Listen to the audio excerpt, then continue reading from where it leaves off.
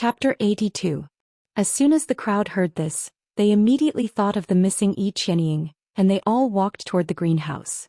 Perhaps in his panic, Li Qianxiao tripped over something and fell forward, almost bumping his head into Yun Ruoyan. Liemo reached out and grabbed Yun Ruoyan's shoulder, pulling Li Qianxiao away from her. "Watch where you're going." Liemo turned around and glanced at Li Qianxiao coldly. Yun Ruoyan, on the other hand, gripped the item in her hand tightly. Li Xiu walked in front of her, reaching the entrance of the greenhouse in 2 steps. Just as he was about to step in, Eunuch Chong suddenly called out, "Your Majesty, please wait." But Li Xiu had already stepped in, and what he saw was something he would never have imagined. Eunuch Chong only had time to light a lamp before running out, so the interior of the greenhouse was still a little dark. However, in the dim light, those who entered the greenhouse were able to clearly see the naked girl lying on the ground. "Ah!" The Empress screamed as she turned and walked out, pulling Li Qianhan along with her. Li Xiu's narrowed eyes instantly widened to twice their original size. He looked at the girl's body from head to toe, and only then did he snap back to his senses.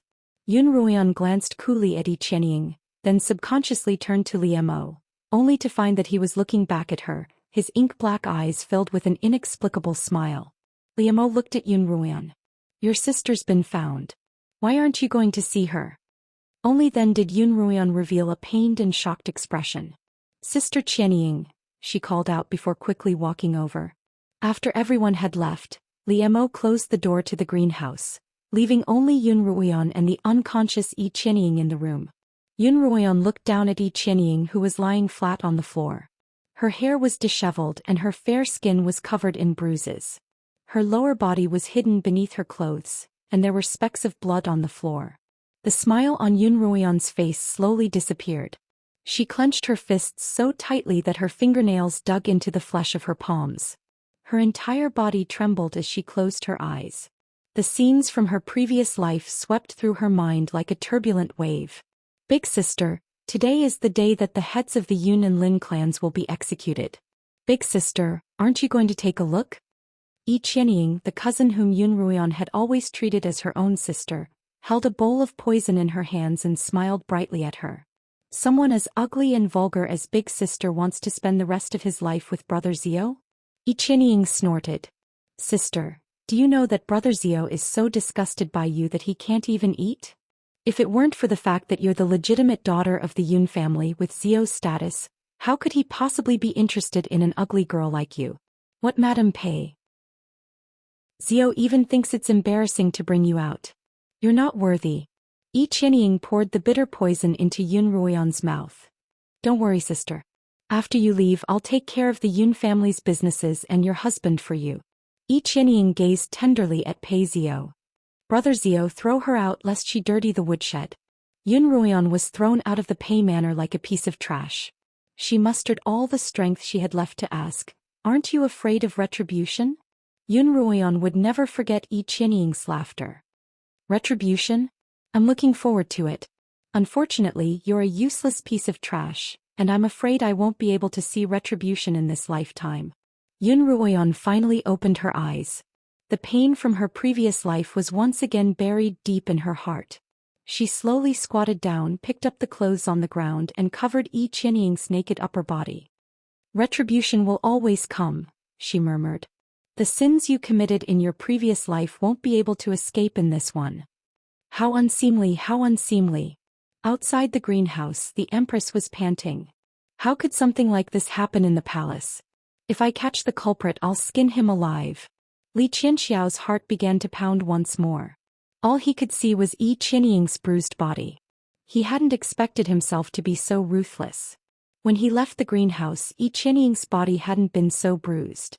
However, Yi Qianying's skin was delicate, and as time went on, the bruises on her body worsened. "When I left, I clearly covered her with clothes, but that woman just had to move about." Li Qianxiao grumbled angrily.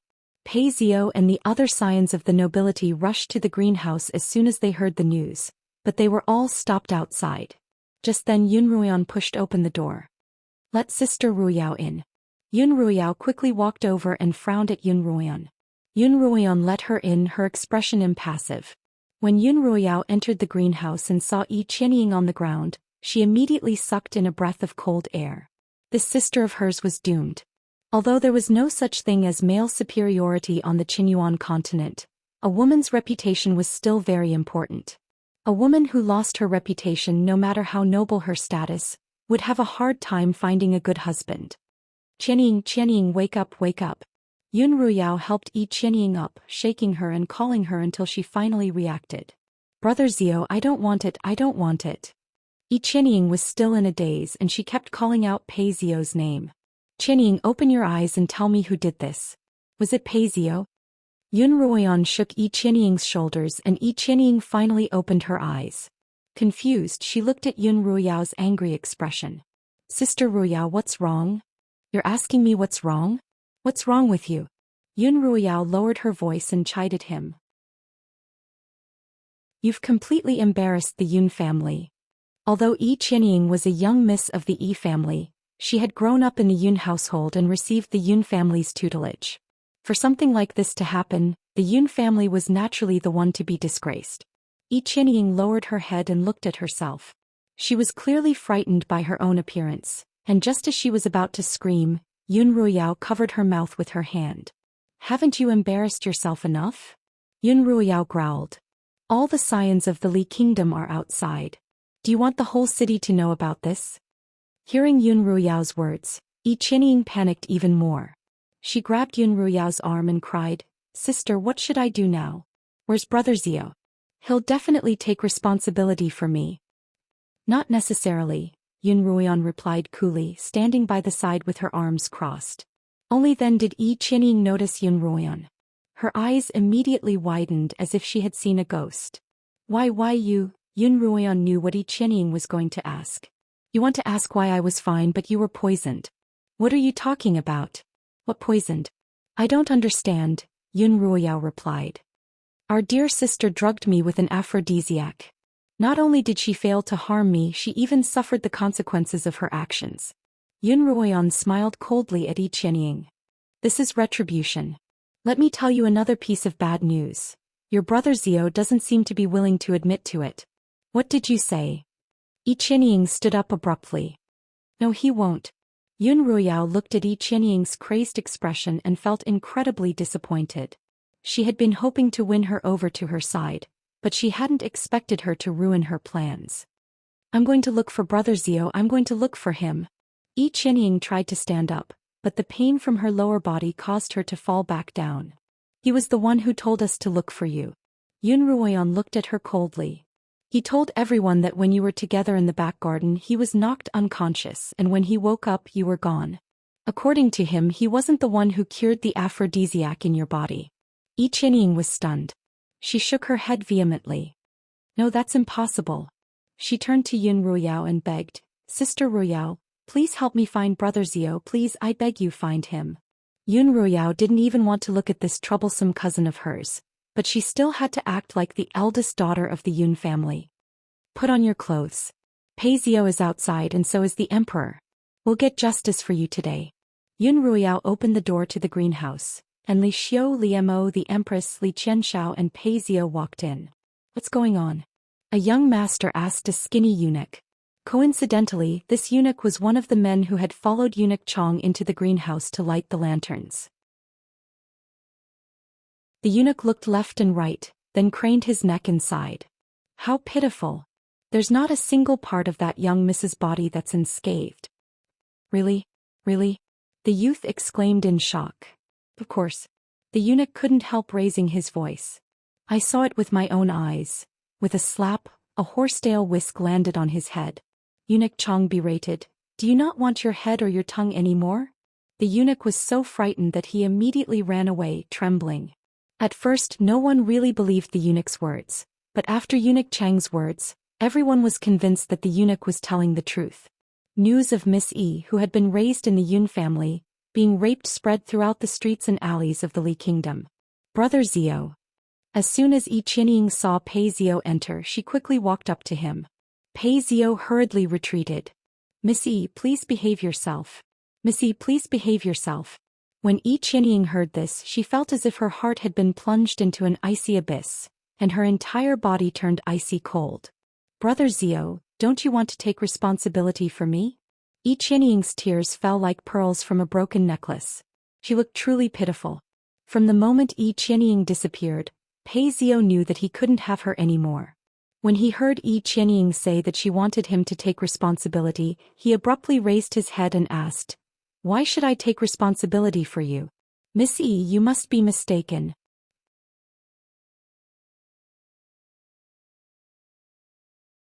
Chapter 83. This time Yi Qianying really panicked. "Brother Zhou, why would you say that? I'm already yours.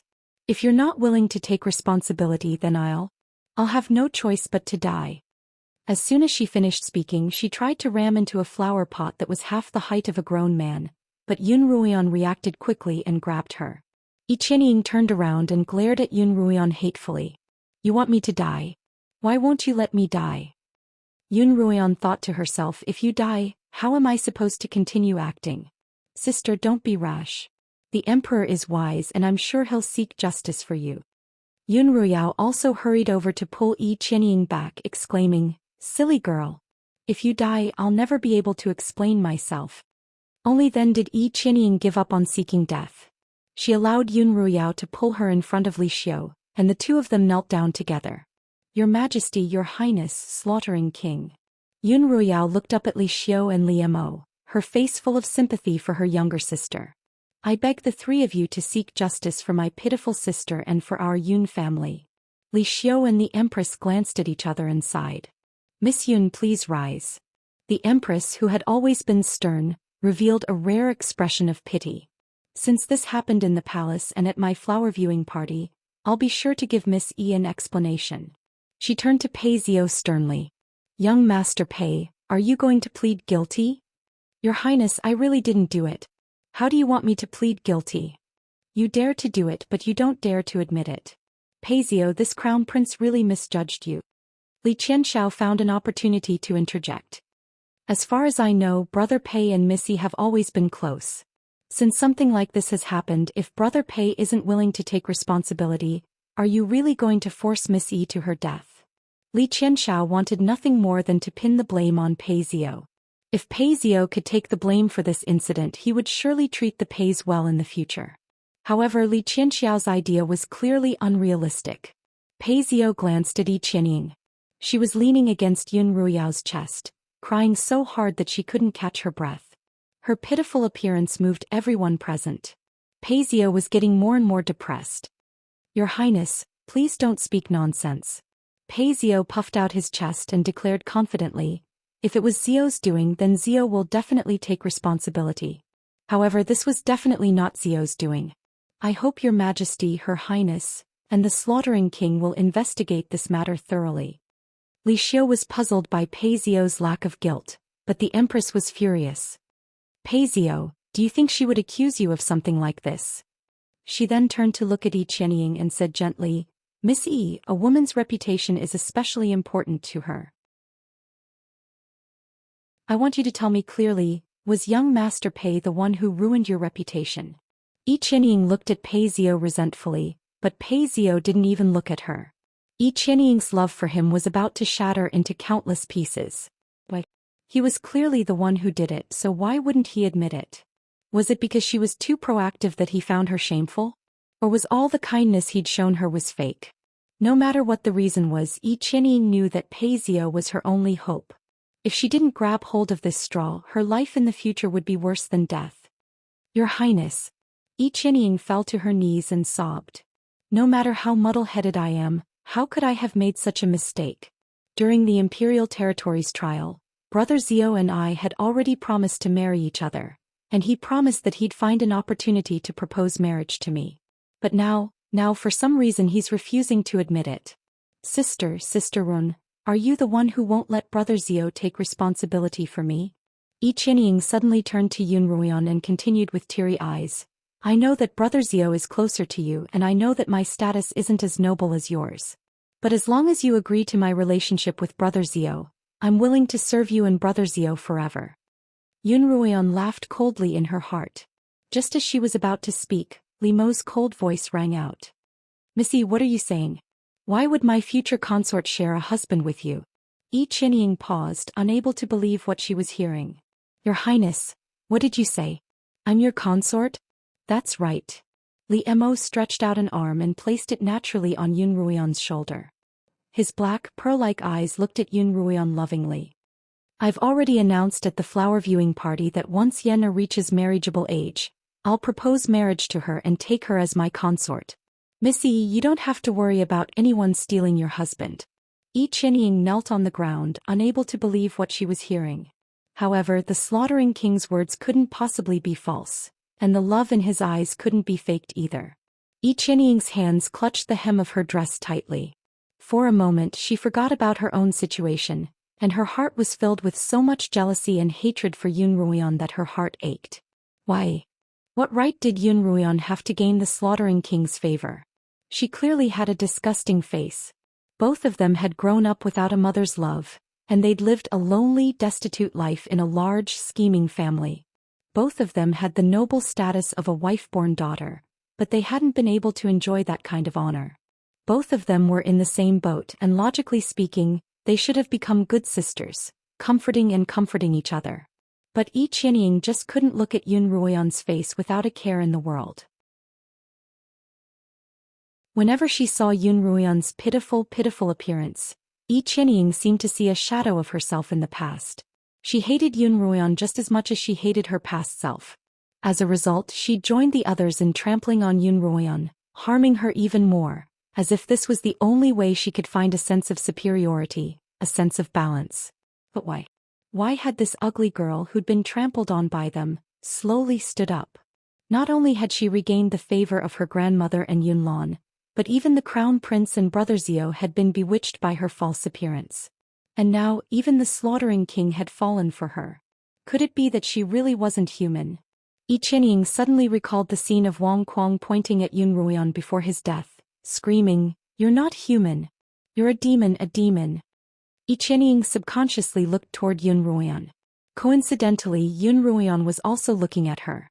Her clear eyes seemed to exude a disdainful light. The way she looked at Yi Qianying was as if she were looking at an ant. With just that one glance, Yi Qianying was so shocked that she almost fell to the ground. She really wasn't the ugly girl she'd once been.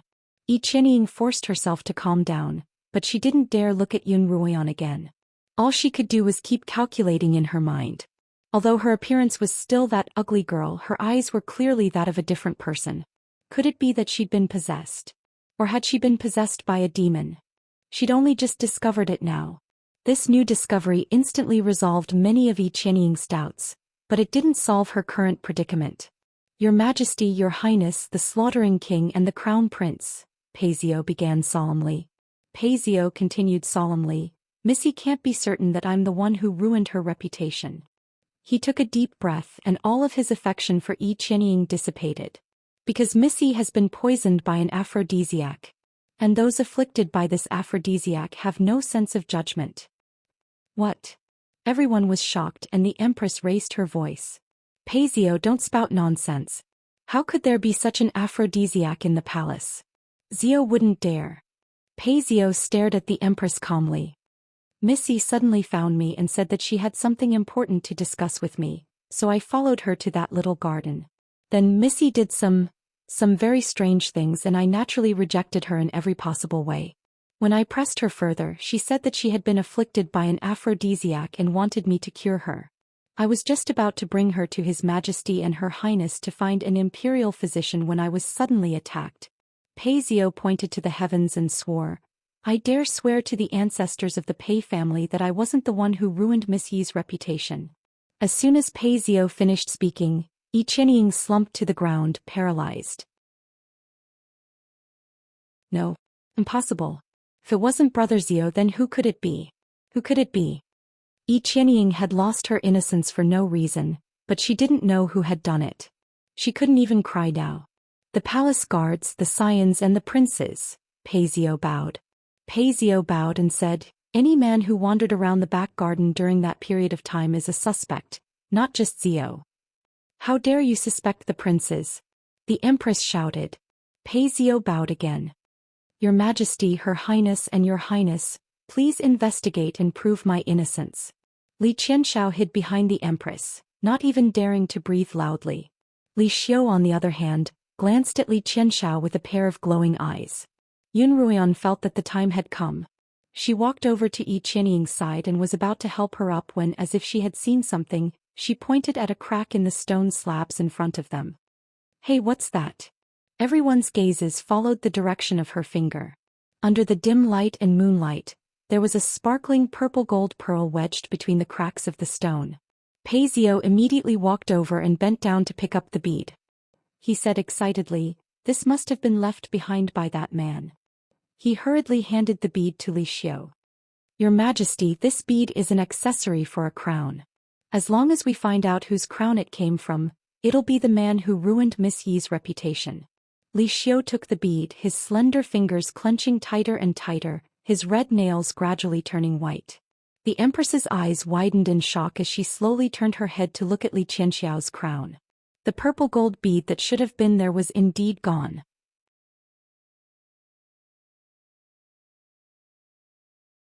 Chapter 84.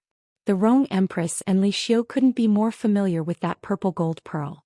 It was a tribute that the Qin kingdom had sent at the beginning of the year. There were only 4 of them, and the 2 larger ones were kept in the palace's treasury. As for the other 2, one was mounted on Li Xiu's purple and gold belt with a coiling dragon, while the other was given to the crown prince as a gift by Madame Rong. She personally ordered someone to mount it on his purple and gold crown. The crown was now resting on Li Qianxiao's head. Your Majesty, please don't." The Empress hurriedly tried to plead for mercy when she saw Li Xiu's expression darken. Li Xiu, who had always seemed kind and amicable, pulled the Empress away, step by step approaching Li Qianxiao. Li Qianxiao was forced back step by step. Imperial Father, I didn't. It wasn't me." Li Qianxiao stammered, unable to form a complete sentence. "You beast." Li Xiu cursed, raising his leg to kick Li Qianxiao in the stomach. Although Li Xiu was skinny as a 7th-rank blade master, he was still quite strong. Li Qianxiao groaned and fell to his knees. Just as Li Xiu was about to kick him a second time, the Empress screamed and rushed forward to protect Li Qianxiao. "Your Majesty, even if the pearl belongs to Xiao, you should at least give him a chance to defend himself. Are you really going to beat him to death?" Li Xiu's face was ashen, his eyes widening and narrowing into slits. After a long while he finally put down his leg. He was late to the flower viewing party, said he fell asleep in the back garden, and then this pearl. Li Xiu's voice was filled with anger and disappointment. Li Xiu's tone was full of anger and disappointment. "The matter is already obvious, I want to see how he refutes it." Everyone's gaze fell on Li Qianxiao, waiting for him to speak. "Xiao, The Empress helped Li Qianxiao up. "Hurry up and tell your father what's going on. Did you drop your purple gold pearl here because you were playing around?" Although the truth was clear, the madam was still unwilling to believe that her son was the bastard that she wanted to skin alive. "Mother, Li Qianxiao stammered. He wanted to deny it, but he didn't have the courage to do so in the face of Li Xiu's aura. Pei Zhou stood to the side, staring coldly at Li Qianxiao. He hadn't expected that the person who had plotted against him would be Li Qianxiao. He thought back to how his father and son had always treated him like a Buddha. Whether it was good food, good wine, or beautiful women, as long as Li Qianxiao wanted it, they would do everything in their power to satisfy him. Pei Zhou had never imagined that Li Qianxiao would stab him in the back. Not only had he made him a cuckold, he'd even tried to slander him. His Royal Highness the Crown Prince just said that a man must take responsibility for his actions. Furthermore, you are the current Crown Prince, the future Crown Prince. Pei Zhou questioned. If you don't give an explanation for what happened today, how can you still be a role model for the people? His words could not be said to be light. If this matter was not handled well, it would be a scandal for the royal family. The Li Kingdom revered etiquette, and raping women was punishable by death. If the Crown Prince had committed a crime, it wouldn't be an exaggeration to say that he would be stripped of his position as Crown Prince. The Empress turned to Pei Zhou. Young Master Pei, your words are too serious. Didn't you say that Missy was poisoned? That means that the Crown Prince didn't force her. Yes, I didn't force her. Only then did Li Qianxiao react. I didn't force her. She seduced me. Xiao, don't panic. Tell me slowly, the Empress said hurriedly. In the evening I was taking a stroll in the garden when I suddenly heard intimate sounds coming from the bushes. Xianxia glanced at his mother and calmed himself. I thought that a palace guard and a palace maid were having an affair, so I knocked the man unconscious. Only later did I realize that the two were Pei Zio and Miss E. I was just about to call for help when Missy suddenly pounced on me and started pestering me. I couldn't control myself and made a huge mistake. Xianxia knelt in front of Li Xiu once more. Father, I was wrong. Since this is my first offense, please forgive me this once. Qianying sat on the floor like a lifeless puppet. She refused to believe that the person who had stolen her chastity wasn't her brother Zio. She stared at Pei Zio's cold back, feeling as if her entire body had been plunged into an abyss of despair. Your Majesty, Xiao is a hot-blooded man and Missy did it willingly.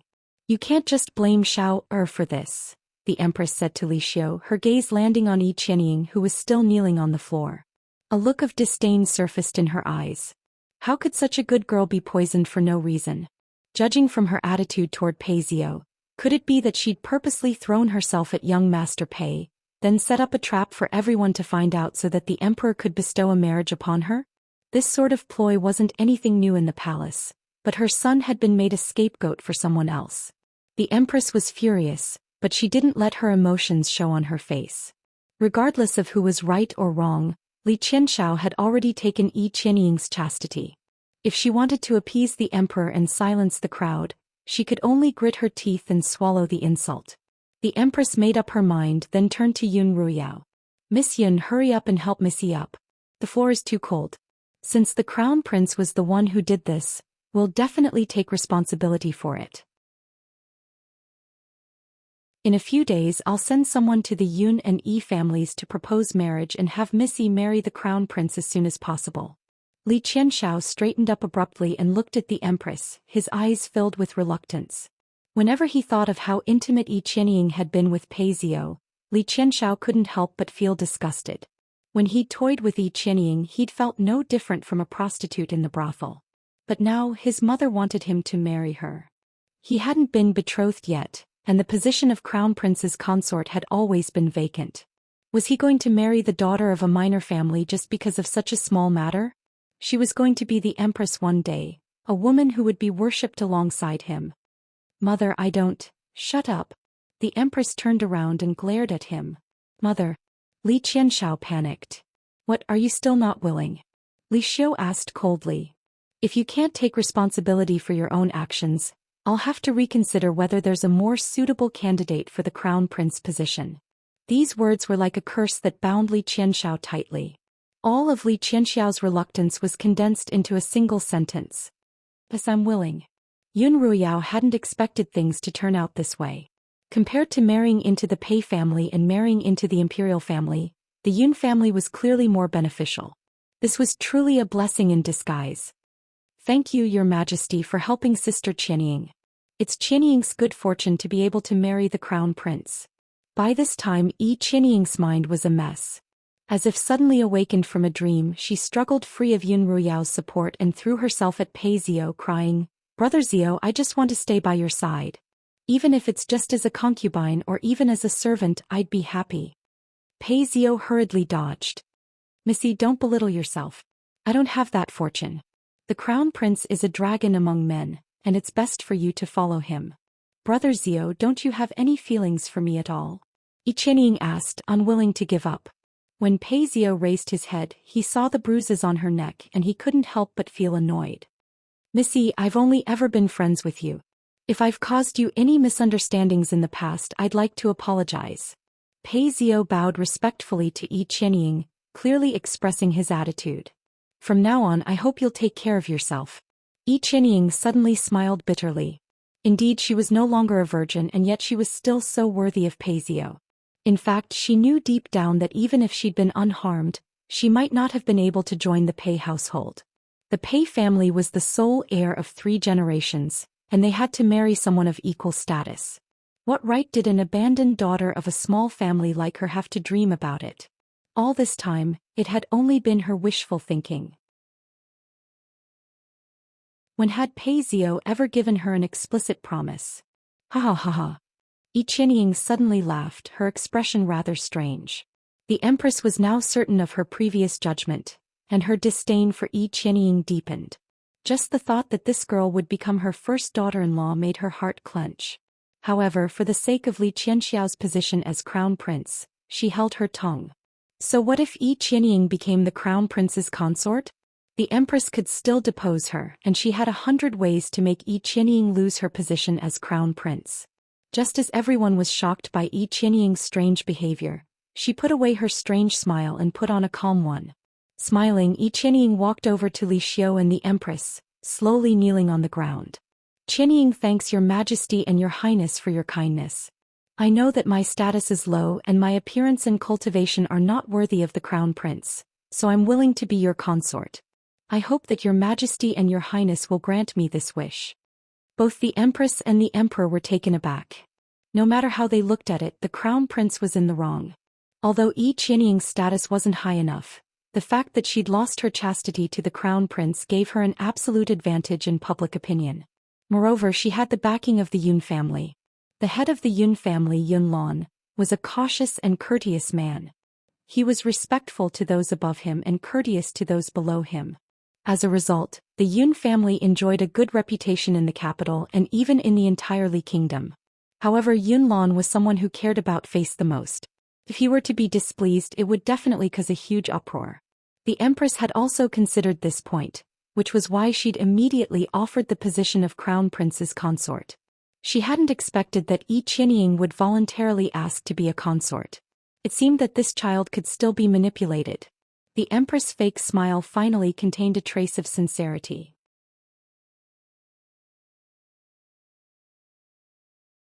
Chapter 85. Good girl, it's been hard on you. The Empress helped Yi Qianying up and combed her fringe lovingly. Yun Ruiyao didn't understand Yi Qianying's actions. After all, the crown prince's wife was going to be the Empress in the future. Was Yi Qianying stupid enough to give up just like that? She was anxious, but she couldn't stop her. Instead, Yun Ruoyan looked deeply at Yi Qianying. Your sister isn't simple at all. Li Mo whispered into Yun Ruoyan's ear. But with me around, you don't have to worry about anything. Just like that, the triennial flower viewing party came to an end. Yi Qianying didn't return to the Yi Manor. Instead, she followed Yun Ruiyao and Yun Ruan back to the Yun Manor. When Yun Lan learned of this matter, he felt that it was a disgrace to the family, but fortunately, the crown prince was willing to take responsibility for it. The Yun matriarch looked at Yi Qianying with a complicated gaze for a long time before slowly closing her old eyes. She didn't say anything. Only Madame An was the happiest. She gave Yi Qianying a pair of gold-folded cat's eye earrings that she had treasured for many years. Mother, the Empress had originally promised Yi Qianying the position of the crown prince's wife, but for some reason Qianying turned it down and volunteered to be a concubine. Yun Ruiyao spoke to Madame An in her quarters. The crown prince could have 2 concubines at once, but only one concubine, and that concubine was going to be the Empress in the future. Yun Ruiyao couldn't understand why Yi Qianying had turned down such an important position so easily. That's where Qianying is smart. Madame An was trimming the leaves and branches of a newly bloomed peony. She's known her place from a young age. Although the position of the crown prince's wife is important, it's not something she's worthy of. If she had accepted the position that day, she probably wouldn't have survived more than a year in the crown prince's manor. Yun Ruiyao broke out in a cold sweat when she heard Madame Anne's words. If she had been in the same situation, she would have happily agreed to the proposal. Madame An could tell what she was thinking. Silly child, you're different from Qianying. You're the eldest daughter of the Yun family, while Yun Ruoyan is an ugly girl who can't get married. In the future, your marriage will be arranged according to the standards of the first wife's daughter. You can also sit on the position of the crown princess. Yun Ruiyao recalled the crown prince's demeanor the day before and immediately shook her head. Qianying alone is enough for the crown prince's manor. I won't be joining in on the fun. Madame An looked at the freshly trimmed peonies in front of her, brimming with the aura of nobility, and smiled in satisfaction. She's already climbed the ranks of the crown prince's consort. At least she sold it for a good price. Yun Ruiyao then told Madame An about the slaughtering king's relationship with Yun Ruoyan. Madame An was initially shocked, but then she laughed and said that the slaughtering king's strange personality was a good match for that ugly girl. Yun Ruiyao didn't understand. Madame N had also said that although the slaughtering king was famous, his reputation wasn't good. Furthermore, now that the world was at peace and the slaughtering king was just an idle king with no real power, it wouldn't be a bad thing if he could take that eyesore away with him. Yun Ruoyan, on the other hand, was extremely vexed. The slaughtering king, who had always been elusive, had been visiting her rooms frequently, and just like Li Qianhan, he didn't like to leave through the front door. Yun Ruoyan could still sense Li Qianhan's aura, but Li Mo was as elusive as a ghost. Even Qiu couldn't detect his presence. One night, just as Yun Ruoyan was about to wash off the fake scar on her face, the back window suddenly opened, and Li Mo rushed in like a gust of wind. Yun Ruoyan was so startled that she almost spilled the basin she was washing her face with. Li Mo handed a white jade bottle to Yun Ruoyan, claiming that it was a miraculous beautifying medicine. He demanded that she use it on the spot or he wouldn't leave. Yun Ruoyan had no choice but to use the beauty potion without damaging the fake scar. She followed Li Mo's instructions and applied the sweet-smelling gel evenly on her face, then closed her eyes and waited for 15 minutes. By the time she opened her eyes again, Li Mo had disappeared. One afternoon while she was cultivating, she suddenly felt someone staring at her. When she opened her eyes, she almost had a heart attack. Li Mo's ink-black eyes were inches away from hers, and the tip of his nose was almost touching hers. She reached out to push him away, but Li Mo pulled her into his embrace. She opened her mouth to scream, but Li Mo silenced her with a deep kiss. Yun Ruoyan struggled with all her might, but the more she struggled, the more Li Mo kissed her. Only when she began to cry did he finally stop. Then, in a perverted manner, he wiped her tears away with his hand and tasted them as if they were a delicacy. Then in his alluring voice he murmured, "Yan, you taste so good. Fortunately, I have enough self-control, or I would have devoured you long ago." Yun Ruoyan was now certain that the slaughtering king Li Mo was a pervert. After so many encounters with him, Yun Ruoyan had finally come up with a way to deal with Li Mo. No crying, no screaming, no fighting, and no cooperation. As soon as Li Mo appeared, no matter what Yun Ruoyan was doing, she would immediately stop, close her eyes and pretend to be dead. At times like this, Li Mo would only look at her quietly before sighing. "Yan, I've lost interest in your cooperation." After a few more times, the slaughtering king finally didn't appear for a few days. 2 days later, Yun Ruoyan shut the back window tightly and washed her face in relief. The fake birthmark on her face had already hardened, and Yun Ruoyan had practically peeled it off entirely. It feels so good." Yun Ruoyan buried her entire face in the bathtub, then popped out of the water like a lotus flower. In order to deal with Li Mo's sudden appearance, Yun Ruoyan had kept half her face covered in the fake birthmark for many days, unable to wash it or change it. Fortunately, the medicinal powder that Lin Zainan had given her was effective at protecting her skin. Otherwise, that half of her face would surely be covered in a layer of rash. Yun Ruoyan lay in the bathtub, casually picked up a jade bottle from a nearby table, poured out a milky brown viscous substance, and gently rubbed her palms together until her palms frothed. Then she rubbed her face evenly. This was another bottle of beautifying medicine that Li Mo had given her a few days ago. Curious, she asked what it was called. Li Mo casually mentioned a particularly clumsy name, something along the lines of deep-sea mud cream. He also told her that when used together with the fish oil and snow lotus stamen nectar he'd given her, it would have the effect of transforming an ugly woman into a fairy. Yun Ruoyan didn't know whether or not it would turn her into a fairy, but it was indeed comfortable.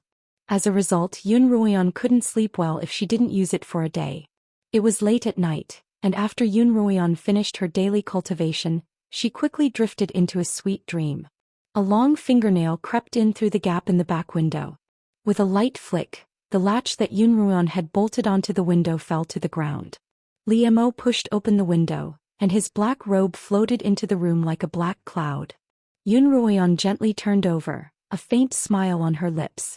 The moonlight of the summer night shone through the window, casting a white veil over her bed. A black figure quietly stepped on this piece of chiffon. Li Mo looked down at Yun Ruoyan, who was even more beautiful than the most beautiful phoenix flower in the moonlight, and his lips curled up in a smile.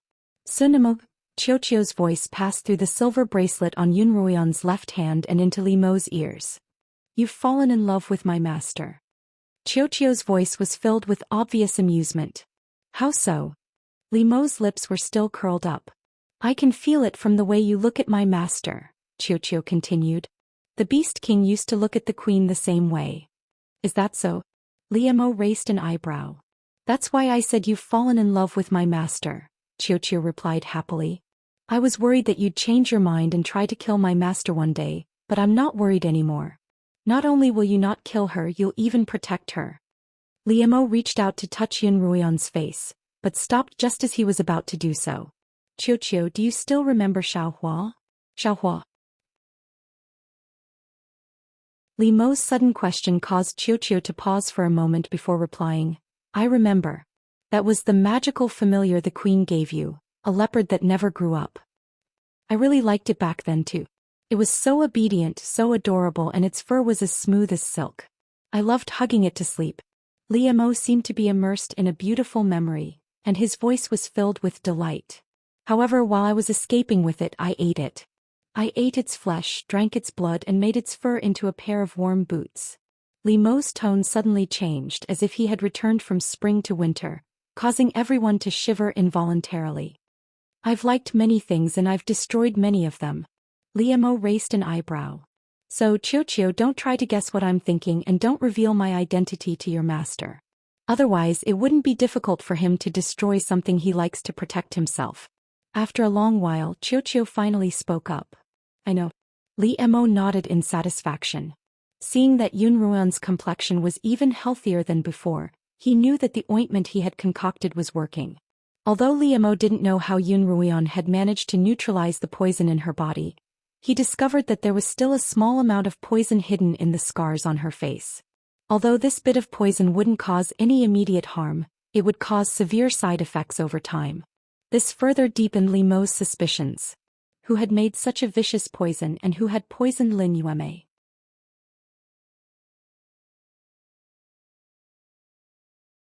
Chapter 86.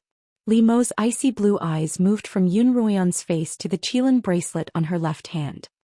He reached out and touched the bracelet, and then a look of surprise appeared on his face. Li Mo had known from the start that those who possessed the constitution of a human furnace would be extremely talented at cultivation, but Yun Ruoyan's cultivation speed still surprised him. Previously, he had used a drop of beastkin blood to open a small crack in the seal of the Fusang tree and release some of the fire-attuned Qilin core's energy. He had thought that it would take Yun Ruoyan a long time to refine and absorb the Qilin core's energy, but in less than 10 days Yun Ruoyan had absorbed all of it. Xiao didn't tell Li Mo that Yun Ruoyan had only taken a day and a night to refine the Qilin's energy. If he were to learn of this fact, even the slaughtering king, who wouldn't bat an eyelid even if the sky were to collapse, wouldn't be able to maintain his composure. Li Mo was very happy. Based on Yun Ruoyan's cultivation speed, it wouldn't be long before he would be able to dual cultivate with her. Li Mo looked down at the sleeping beauty on the bed, his lips curling up once more. The sight of the Phoenix Orchid Lake floated before his eyes. Li Mo was truly looking forward to dual cultivating with her. Back when the Beast King had used the Fusang tree to seal the Qilin core, he had added his own blood as a primer. As a result, the seal would require the Beast King's blood. As the Beast King's son, Li Mo's blood would naturally be able to open the seal as well. The more blood he used, the larger the crack in the seal would be, and the more Qilin energy would flow out. Soon the crack in the seal would close up again. Li Mo used his long fingernail to cut his finger and dripped 2 drops of blood onto the Qilin bracelet. The bracelet glowed faintly red, and the 2 drops of beastkin blood quickly disappeared into the bracelet. Xiao didn't know that Yun Ruoyan was a human furnace, so it was a little puzzled by Li Mo's actions. However, it didn't ask because it knew that it would be pointless. Li Mo's threat to Xiao was effective. At least until he showed obvious killing intent toward Yun Ruoyan, Xiao wouldn't reveal his identity to Yun Ruoyan. Once again, Yun Ruoyan entered a dreamscape filled with fireflies. The fireflies seemed to like her very much, dancing and dancing around her, and she laughed happily like a child. Miss, are you awake? Peony's voice sounded by Yun Ruoyan's ear, and when she opened her eyes she found that the sky was already bright. Knowing that she had overslept, she sat up and asked, "What time is it now?" Peony, who was standing outside the door, replied, "It's still morning, but the young miss would usually be up and cultivating by this time. Yun Ruoyan got off the bed and put on a robe. She didn't have time to fake a birthmark, so she casually put on a thin veil. "Miss, you look so good today." When Yun Ruoyan opened the door, Peony walked in with a basin of water and greeted her as soon as she saw her. "When am I ever in a bad mood?" Yun Ruoyan laughed. "You're the only one with a sweet tongue." "It's true. Mrs. Complexion is exceptionally good today," Peony hurriedly replied. Just now, when she had entered the room, she had seen that Yun Ruoyan's face was like a moonstone, radiating a gentle glow. Yun Ruoyan smiled, poured herself a cup of herbal tea and sipped it slowly. "Miss, did you have a beautiful dream?" Peony placed the basin of water on the table and turned to Yun Ruoyan with a smile. "As soon as I arrived at the door, I heard you giggling. I thought you were awake, but you didn't answer. So you were laughing in your dream." Yun Ruoyan paused, thinking back to the firefly-filled dream. This wasn't the first time she'd had such a dream. When was the last time? Yun Ruoyan's heart skipped a beat, and at the same time Qiuqiu's voice rang out in her head.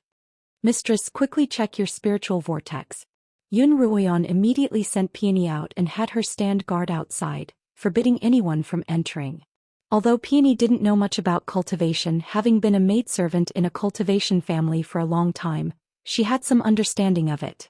Coupled with Yun Ruoyan's previous cultivation habits, she didn't question Yun Ruoyan, immediately closing the door and standing guard in the courtyard. Yun Ruoyan sat cross-legged on her bed and began to examine her spiritual vortex with her mental energy. Within her spiritual vortex, a patch of red was particularly conspicuous amidst the white fog. "My fire-attuned spiritual energy has more than doubled in a single night, and the color seems even purer than before," Yun Ruoyan exclaimed. "I've been a little anxious these past few days because the purity of my fire-attuned spiritual energy was too low, making it difficult for me to condense a spiritual flame. Who would have thought that such a transformation would occur in a single night? It's amazing." Afraid that Yun Ruoyan would grow suspicious, Qiuqiu hurriedly explained, "Sometimes cultivation is like this. You might think you're stagnant, but you're actually preparing for a breakthrough. As long as you work hard enough, even you'll be surprised by your final breakthrough." Yun Ruoyan very much agreed with Qiuqiu's words. During this period of time, she had spent almost all of her time condensing fire-attuned spiritual energy. She wanted to become a pill master as soon as possible so that she could share Lin Zainan's burdens and contribute to the Lin family. "Mistress, you can try condensing a spiritual flame again now," Qiuqiu said. Yun Ruoyan nodded and sat up straight, her palms facing each other. Not long after, the red mist flowed from her dantian's spiritual sea through her meridians to her palms, and then out of her body through her palms. The last time she had condensed a spiritual flame in the Lin Manor, the entire process had taken a full 2 hours. This time, however, it took less than 15 minutes. The pure fire-attuned spiritual energy spun rapidly between Yun Ruoyan's palms, forming a small whirlwind. Then an orange flame burst forth from the center of the whirlwind.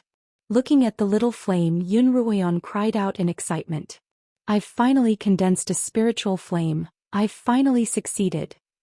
At this moment, the person she wanted to share her joy with the most was her grandfather, Lin Zainan. When Yun Ruoyan rushed to the Lin Manor, she saw 2 mutated flaming horses tied to the entrance. These so-called mutated horses were the offspring of a magical beast and a normal horse. They could travel thousands of kilometers in a single day and were extremely valuable. There were only a handful of people in the capital who could own a mutated flaming horse. The servant at the entrance told Yun Ruoyan that 2 people had been coming to the Lin Manor at this time every day, but he wasn't sure what they were here for. As Yun Ruoyan entered the courtyard, she bumped into Uncle Lin, who told her that Lin Zainan was meeting with guests in the main hall, and that she should go and play with the Lin sisters. Although Yun Ruoyan was curious, she wasn't a member of the Lin family, and it wasn't appropriate for her to disturb Lin Zainan when he was meeting with guests. Just as she was about to head to the backyard to look for the Lin sisters, a man's angry voice rang out from the main hall. "Master Lin, we've come all the way from the Yu Kingdom. Are you going to give us no face?" Yun Ruoyan couldn't help but stop in her tracks. She pricked up her ears as she heard Lin Zainan's cold voice. "The sale of spiritual pills has always been voluntary. Do you think the Wang family is going to use force?" Lin Zainan's face was filled with anger. My young master has long admired you, Master Lin, and would like to take you as his disciple. However, the Lin family has a rule that we don't accept outsiders as disciples, so we'd like to buy a few of your pills for him to study. A middle-aged man sitting at the lower end of the table softened his tone. My young master and I have been here for 4 days in a row, and you've refused to meet us. Now that you've finally met us, you've turned us down again and again. After all, the Lin family is one of the top pill makers in the 4 kingdoms. Are you unwilling to sell us even a few mid-grade pills? If you're unwilling to sell me your pills, I won't force you. A gray-robed youth sitting by the middle-aged man's side spoke up. Master Lin, would you be willing to teach me a thing or two? I'm sorry, but I've been feeling unwell recently, and it's been a long time since I last refined pills, so I'm unable to teach anyone. Lin Zainan stood up from his chair and gestured for them to leave. Please leave. Master Lin, how arrogant of you. You wouldn't even give face to a merchant guild from the 4 kingdoms. Seeing Lin Zainan's unyielding attitude, the middle-aged man retorted angrily, Do you think the Lin family is still the same as before? Lin Zainan slammed his palm down on the table. The royal family of the Yu Kingdom? How impressive. You dare challenge my Lin family? Are you trying to bully us because there's no one left in the family? Master Lin, please calm down. The gray-robed youth stood up from his seat, his tone respectful and his expression arrogant. I've been obsessed with pill making since I was young, and I've visited quite a few pill makers in the Yu Kingdom. I've discovered that many of them are unworthy of their reputations. Master Lin, I'm sure you won't disappoint me. What do you mean? Lin Zainan looked at the youth. The youth smiled. What I mean is, since Master Lin isn't willing to sell me pills or teach me, I have no choice but to challenge you to a duel. Would you dare accept my challenge? Lin Zainan paused.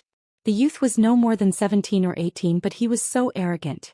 Seeing that Lin Zainan was frowning but not responding, the youth continued, I've only just broken through to 5th rank and I know that my low cultivation won't catch your eye, Master Lin, but I'd still like to challenge you. I hope you'll give me a chance to learn a lesson. Lin Zainan's expression was calm, but his heart was filled with shock. This youth from the Wang family was indeed a rare pill-making prodigy, just as the rumors had said. To think that he, Lin Zainan, had been stuck at the peak of 5th rank for decades, unable to break through. This youth, on the other hand, had already reached 5th rank at such a young age. How frightening. The middle-aged man smiled proudly. My young master has traveled the 4 kingdoms over the past year, rarely meeting a worthy opponent. If he can meet with a rebuff from Master Lin, it'll be a worthwhile trip. Lin Zainan's brows furrowed tighter and tighter. If he'd still been a 5th rank pill maker, he would have taught this arrogant youth a lesson on the spot. But now that he was only a 3rd rank pill maker, he really wasn't a match for this youth. Was he, Lin Zainan, really going to be ruined by this brat?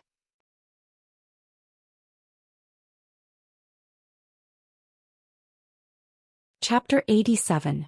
Master Lin, are you going to accept this challenge or not? Please give us a clear answer. The middle-aged man smiled insincerely. If you don't, then bring us 5 mid-grade spiritual pills and we'll pay you the full price. On the Qinyuan continent, spiritual pills had always been priceless. Apart from pill-making families, most other families would only buy them, not sell them. These 2 people from the Wang family had gathered a large number of middle-grade elixirs in the past year through forced buying and fighting. They had even gotten their hands on a few high-grade elixirs. Now that they had come to the Lin family, they were naturally unwilling to return empty-handed. Lin Zainan clenched his fists, sighing helplessly in his heart. Just as he was about to speak, he heard the crisp voice of a young girl. I'll accept this challenge. Yun Ruian walked in, her hands clasped behind her back. She wore a thin emerald-green robe and a bamboo veil over her face. Both the middle-aged man and the gray-clothed youth were stunned when they saw Yun Ruian. Yun Ruian stood in the middle of the hall and continued, On behalf of the Lin family, I accept your challenge. Where did this silly girl come from? Don't cause trouble here. The middle-aged man chided. The gray-clothed youth smiled at Yun Ruian. Little girl, you must be one of the young ladies of the Lin family. I'm challenging Master Lin, so don't cause trouble. Ruian, when did you arrive? Lin Zainan asked. Yun Ruian turned and walked up to Lin Zainan's side. I just arrived when I heard an arrogant fellow challenging you, grandfather. Given your status in the pill-making world, wouldn't you be lowering your status by accepting this junior's challenge? Yun Ruoyan turned her head and glanced at the gray-clothed youth. That's why I'll accept this challenge for you. As she spoke, she lightly hooked her arm around Lin Zainan's, her relaxed attitude causing Lin Zainan to fall into a daze. He immediately guessed that Yun Ruoyan must have made a breakthrough in her cultivation, but even so she couldn't possibly accept a 5th-rank Pillmaster's challenge. Grandfather. Yun Ruoyan gently squeezed Lin Zainan's arm, her bright eyes looking at him. This time let me do my part for you and the Lin family. Lin Zainan's heart was filled with relief. Casting aside his worries, he smiled. All right. You're my last disciple, so it's only right that you accept the challenge on my behalf. He then looked at the gray-clothed youth and said, Wang brat, I'm a generation older than your father. You're not qualified to compete with me on the same stage. However, my little granddaughter has already received my teachings, so I will let her accept your challenge. I wonder if you dare to accept. What a joke.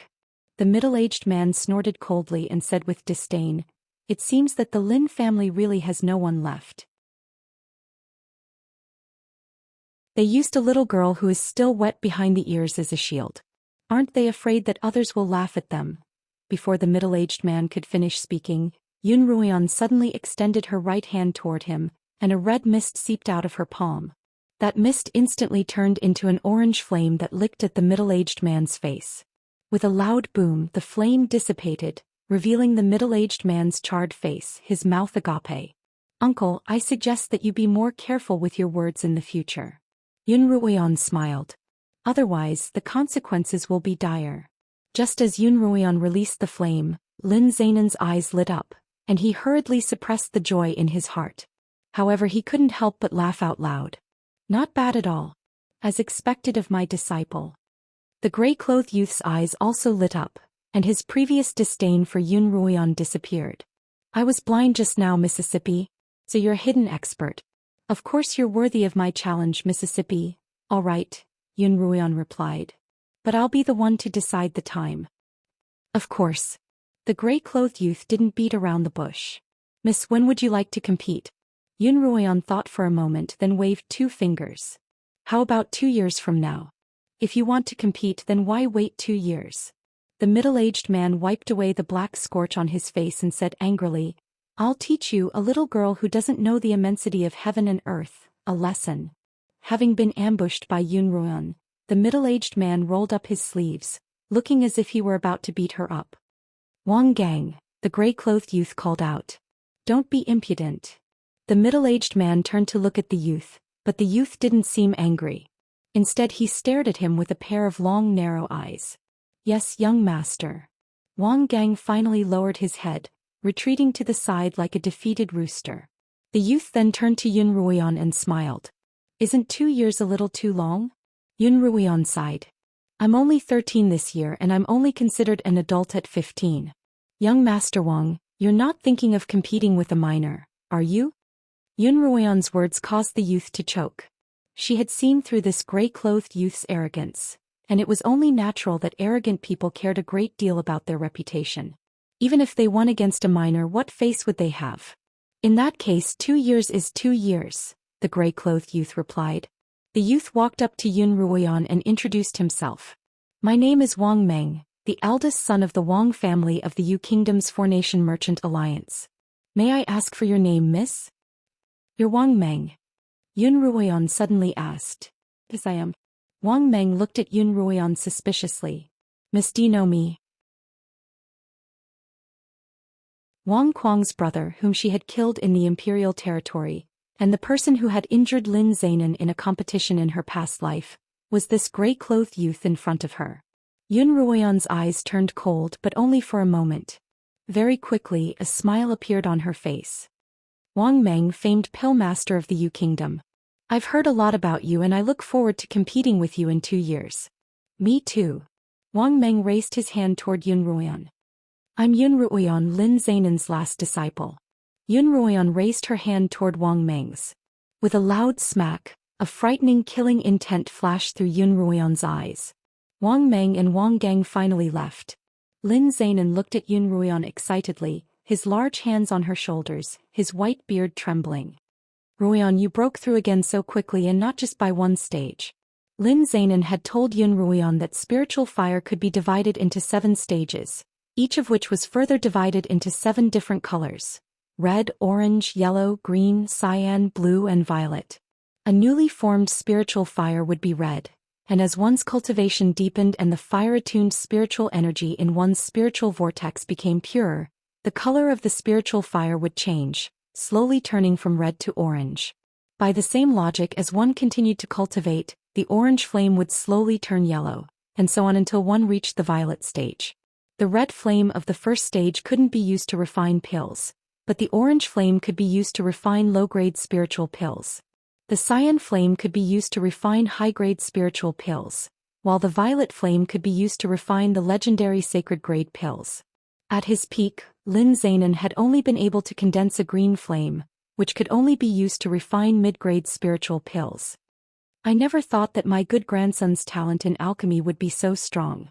In such a short period of time, not only did he manage to condense the spiritual fire, he even managed to condense an orange spiritual fire.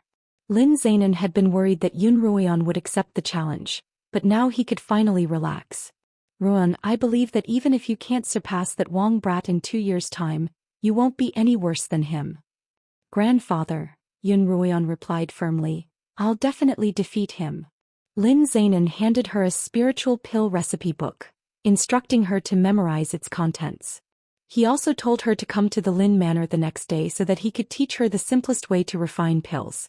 When Lin Qingchen and Lin Qingxua learned that Yun Ruoyan had successfully condensed a spiritual flame, they hugged each other and jumped up and down in joy. Then they began to regret that they hadn't been there to witness such an exciting moment. Lin Qingchen dragged Yun Ruoyan to her bamboo garden, saying that she had something to show her.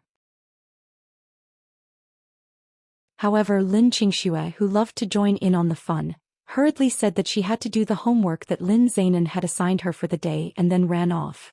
Lin Qingxua was a bold girl, but as soon as Lin Qingchen's bamboo garden was mentioned, she immediately turned into a coward. Lin Qingchen's bamboo garden contained many creatures that made her scalp numb. For example, there was a toad as big as a wash basin, a scorpion with a 10-foot-long tail, a centipede with a pair of large eyes, and a catfish that could laugh. Every single one of them made Lin Qingxua's heart tremble and give her nightmares. Unfortunately, her only sister preferred to spend so much time with these creatures that she couldn't even fulfill her wish to visit her sister. Sister Ruoyan, look. Lin Qingchen pulled away a piece of black cloth, revealing a transparent crystal cover. Yun Ruoyan looked in the direction of her finger. Through the cover she saw a small white snake about 3 inches long lying on the black sand.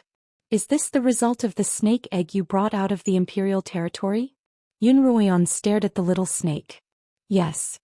Lin Qingchen replied. There were 5 eggs in total and this is the only one that hatched. The snake's entire body was snow white, and it lay there motionlessly as if it were an ice sculpture. Yun Ruoyan had seen both green and black snakes before, but this was the first time she had seen such a snow-white snake and she found it rather cute. Has grandfather seen it before? Yun Ruoyan asked. Of course. Lin Qingchen leaned closer to the crystal cover and propped her chin on her hand. Without grandfather's help, I wouldn't have been able to hatch even one of the 5 eggs. Does it have any special abilities like the ability to breathe fire? Yun Ruoyan pointed at the crystal cover and as if sensing her, the snake suddenly opened its eyes and turned its head toward her. Yun Ruoyan exchanged a glance with the snake, and she immediately shook Lin Qingchen's arm. But Qingchen look, even has double eyelids.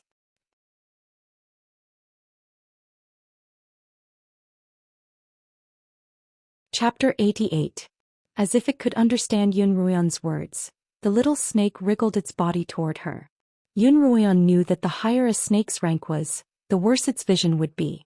This little snake, which had just hatched, had a pair of large pitch-black eyes, like 2 black pearls without any impurities. Yun Ruoyan couldn't help but think of Li Mo, the fellow who also had pitch-black eyes. The little snake slithered all the way to Yun Ruoyan's front. Separated only by a transparent crystal barrier, its pitch-black eyes met hers. Yun Ruoyan raised a finger and tapped the crystal barrier, and the little snake kissed the spot she had pointed at. Wow! Yun Ruoyan exclaimed once more. After her 2 encounters with snakes in the imperial territory, she didn't have a good impression of them. At first she hadn't even suggested that Lin Qingchen bring the eggs back to incubate them. But now that she looked at the little snake, all she felt was how adorable it was. How magical. He turned to Lin Qingchen. I didn't expect it to be so obedient. It's so young, but it's already human-like. Whitey is still a baby snake, just like a few months-old baby. How can it understand human nature? Lin Qingchen said, moreover, it has a very bad temper and is not obedient at all. But it's clearly very obedient. Yun Ruoyan didn't understand. Lin Qingchen smiled mischievously, then stretched out her left hand in front of Yun Ruoyan. That's why it's so quiet. On Lin Qingchen's left hand's middle finger was a simple black ring with a snake pattern carved on it. Isn't this the ring from the imperial territory? Yun Ruoyan asked. More than a month ago they had found quite a few treasures in the Cave of Wild Vines, one of which was a snake ring. Lin Qingchen had loved it as soon as she saw it, so she had given it to her. However, Yun Ruoyan hadn't noticed when Lin Qingchen had started wearing it. I accidentally discovered that this ring can be used to control snakes. Yi Qianying moved the ring back and forth on her left hand, and the little white snake began to dance along with her movements. When Yi Qianying didn't move, so did the little white snake. Grandfather said it was a magic ring. Yi Qianying removed the ring from her finger and handed it to Yun Ruoyan, motioning for her to put it on. Yun Ruoyan took the ring and put it on her middle finger. Suddenly, a pair of black eyes flashed through her mind, emitting a cold light. It was just a flash, but it seemed to see through the depths of one's heart. Yun Ruoyan looked at Lin Qingchen in surprise and was about to ask what was going on. The first time I saw those eyes in my mind, I was shocked too. Lin Qingchen spoke before she could.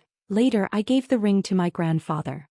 He said that it was the eye of the previous owner of the ring. Although the owner was dead, his magic was injected into the ring. This is the legendary One Ring. Yun Ruoyan followed Lin Qingchen's example and pointed the ring on her finger at the snake, but it simply lay there lazily, not responding at all. Lin Qingchen had Yun Ruoyan infuse spiritual energy into the ring. The moment Yun Ruoyan infused the ring with her spiritual energy, the pair of eyes in her mind appeared once more. This time, however, it wasn't just a blur but a physical presence. Yun Ruoyan could feel that pair of demonic eyes looking at the snake through her own eyes. Then the snake began to move, following Yun Ruoyan's instructions. Is there really magic in this world? Yun Ruoyan looked at the ring on her finger in disbelief. The realm of demons, magic, and demonic artifacts. These were all things that the storytellers in the tea houses described as illusory. The storytellers loved to talk about a great war between humans and demons 1,000 years ago. Humans had relied on their spiritual energy to defeat the demons, and from then on, the demons had retreated into the darkness. At the time, Yun Ruoyan had listened to the storytellers with great interest, but no one had taken them seriously. Grandfather said that 1,000 years had long since blurred the lines between reality and illusion. When he was young, he even investigated whether the demons really existed, but he didn't find much. However, this one ring can serve as proof of their existence. Yun Ruoyan returned the ring to Lin Qingchen. Lin Qingchen took the ring and said happily, "Although I don't have the talent of a summoner, I can control and command snakes with this ring. Whitey will be my first magical beast." In the evening, Yun Ruoyan left the bamboo garden and returned directly to the Yun Manor. When she entered her cottage, she saw Xilan busily cleaning up the phoenix petals in the yard, and she walked over. Xilan also saw Yun Ruoyan and she happily presented her treasures. "Miss, look at these petals." Xilan grabbed a handful of petals and gently lifted them up. The petals floated down in the air, emitting a faint fragrance. "May I ask if Miss Yun is around?" Suddenly, an unfamiliar woman's voice came from behind Yun Ruoyan. Yun Ruoyan turned around to see a plainly dressed woman standing by the door. She didn't wear any makeup or accessories, and although she didn't look young, she had a certain charm about her. "I am. May I know who you are?" Yun Ruoyan asked curiously. "Ruoyan, so you're Ruoyan." The woman was both surprised and delighted to see Yun Ruoyan. "Don't you remember me? I'm your third concubine." The woman stepped forward and grabbed Yun Ruoyan's hand. "I haven't seen you in 3 years and you've grown so beautiful. I thought you'd die." Yun Lan had a total of 5 concubines, and his third concubine, Qin Jianmei, was one of the more familiar to Yun Ruoyan. Madame N and Lin Yueme had entered the household at the same time. Madame N had been betrothed to Yun Lan before she was born, and Lin Yueme and Yun Lan had fallen in love. Originally, Madame N was supposed to be Yun Lan's legal wife, but Lin Yueme had suddenly appeared out of nowhere, and Madame N had no choice but to become his concubine. After Lin Yueme passed away and Madame N became his legal wife, Yun Lan, who had never been interested in women, took in 3 concubines in a row. Only his 3rd concubine gave birth to Yun Ruoyu, and the other 2 concubines had no children. Later, for some unknown reason, those 2 concubines were sent to the Yun manor, and only his 3rd concubine, Qin Jianmei, remained in the Yun manor. Yun Ruoyan's impression of Qin Jianmei was that she was an amiable person who didn't like to fight, and she spent most of her days praying to the Buddha. Why had she suddenly come to her rooms today? Madam N, what brings you to my rooms today? Yun Ruoyan smiled. Madame Qin's face revealed a troubled expression and she began to stammer. Yun Ruoyan immediately understood that Madame N was here to plead on behalf of her daughter, Yun Ruoyu. It had been more than half a month since Yun Ruoyu had been grounded by the Yun matriarch for poisoning Yun Ruoyan. At the time, the Yun matriarch had declared that unless Yun Ruoyan agreed, she would remain grounded. During this period of time, Yun Ruoyan had been so engrossed in her cultivation that she had completely forgotten about this matter. Ruoyan, I know that Ruoyu has gone too far this time. Madame Qin finally spoke up. It's all because I, as her mother, didn't teach her well. Can you spare her this time on account of my past relationship with you? Yun Ruoyan looked at Madame Qin's hopeful eyes, and she couldn't help but think back to the time when she had been kicked out of the family academy. To Yun Ruoyan, that had been a period of transition from heaven to hell. She had gone from a cultivation genius to a useless piece of trash, from a high and mighty wife-born daughter to an ugly monster that no one wanted to see. Every single person in the Yun family who had bowed to her in the past wanted to find a chance to spit on her. Only this 3rd concubine still respectfully called her young miss as usual. That time, when Yun Ruoyan had been severely injured in the family tournament, it was Madame Qin who had taken care of her for 3 days before her condition had gradually improved. In her past life, Yun Ruoyan hadn't known much about gratitude, and she had spent her days in self-reproach. As a result, she hadn't cared for anyone who had helped her in the past. But now that she had been reborn, Yun Ruoyan had to repay Madame Qin's kindness. Madame Qin. Yun Ruoyan grasped Qin Jianmei's hand. Since you've asked, I naturally can't refuse your request. Although you don't participate in the struggles of the inner court, I know that your heart is as clear as a mirror. Yun Ruoyan sighed. I'm sure you've noticed that Ruoyu has been used as a tool by someone else this time. She's a headstrong girl and I'm sure she hates me to the bone. I hope you'll be able to persuade her, Madame Qin. Otherwise, if there's a next time, don't blame me for disrespecting you. With Yun Ruoyan's permission, Qin Jianmei nodded profusely and headed to Yun Ruoyu's cottage to report the good news. Within her cottage, Fragrant Grass was applying medicine for Yun Ruoyu. Her hands trembled as she held the gauze soaked in medicine, and she didn't dare to touch it. Useless thing, if you can't even do something as simple as this, why should I keep you around? Yun Ruoyu shouted angrily as she snatched the gauze from Fragrant Grass's hands. Frightened, Fragrant Grass immediately knelt on the ground and apologized profusely. Yun Ruoyu looked at the mirror, her chest heaving. In the mirror she was only wearing a tube top, and her exposed neck and collarbone were covered with large dark red scars. Some of the scars had already scabbed over, while others were still revealing flesh. In the hot summer evening they emitted a strange stench. Yun Ruoyu's hands trembled as she gritted her teeth and pressed the gauze onto her wounds. An intense pain spread through her entire body. She couldn't help but cry out in pain as she swept the mirror on the table and the basin of medicine to the floor. The basin toppled over and the medicine spilled all over her body, causing even more pain. Yun Ruoyu's screams rang out from her cottage. Qin Jianmei could hear Yun Ruoyu's screams from afar. She gripped her handkerchief tightly and quickened her steps.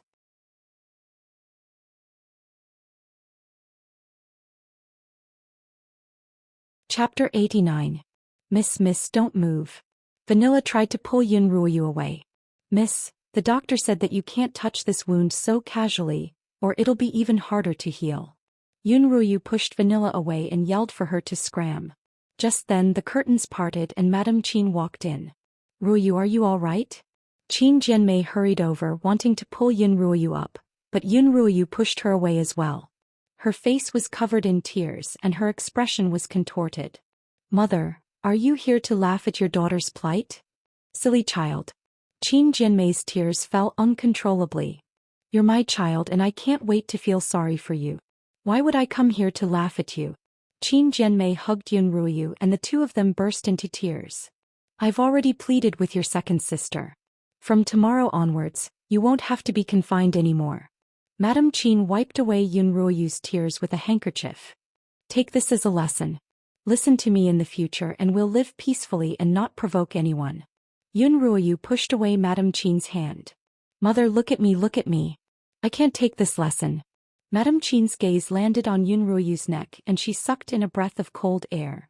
Who gave you this poison? Madame, and wasn't it? Yun Ruoyu had never seen Madame Qin so angry before and she froze. It'll leave scars on anyone who comes into contact with it, and it'll be extremely difficult to heal. The flesh will rot away layer by layer. Madame Qin's expression was unprecedentedly ugly. Madame An actually allowed you to poison Yun Ruoyu with such a vicious poison. If Master Yun were to find out, both of us would be chased out of the Yun family. Silly child, how could you do such a thing? Yun Ruoyu was frightened by Madame Qin's expression. I was just muddle-headed. Mother said that they wouldn't find out. Of course not. Madame Qin said anxiously, you have been used by First Madame, do you know that? Yun Ruoyu didn't argue any further. Although she was impulsive, she wasn't stupid. In the pavilion, Madame and Yun Ruoyao had already made her a scapegoat. During this period of time she had been confined. Madame An had only sent someone to check on her injuries at the beginning, and then there had been no further news. I know I was wrong. Yun Ruoyu finally cried, Mother, please help me. How can I face others in the future? Madame Qin sighed deeply and helped Yun Ruoyu up. Gently she said, your wound can only be treated with a high-grade antidote, a green lotus pill and a nourishing cream. Before marrying Yun Lan, Madame Qin was a somewhat famous apothecary who specialized in detoxification. Yun Ruoyu's eyes lit up, but they dimmed in an instant. High-grade spiritual medicine, where would she go to find it? For your sake, Mother will definitely think of every possible way.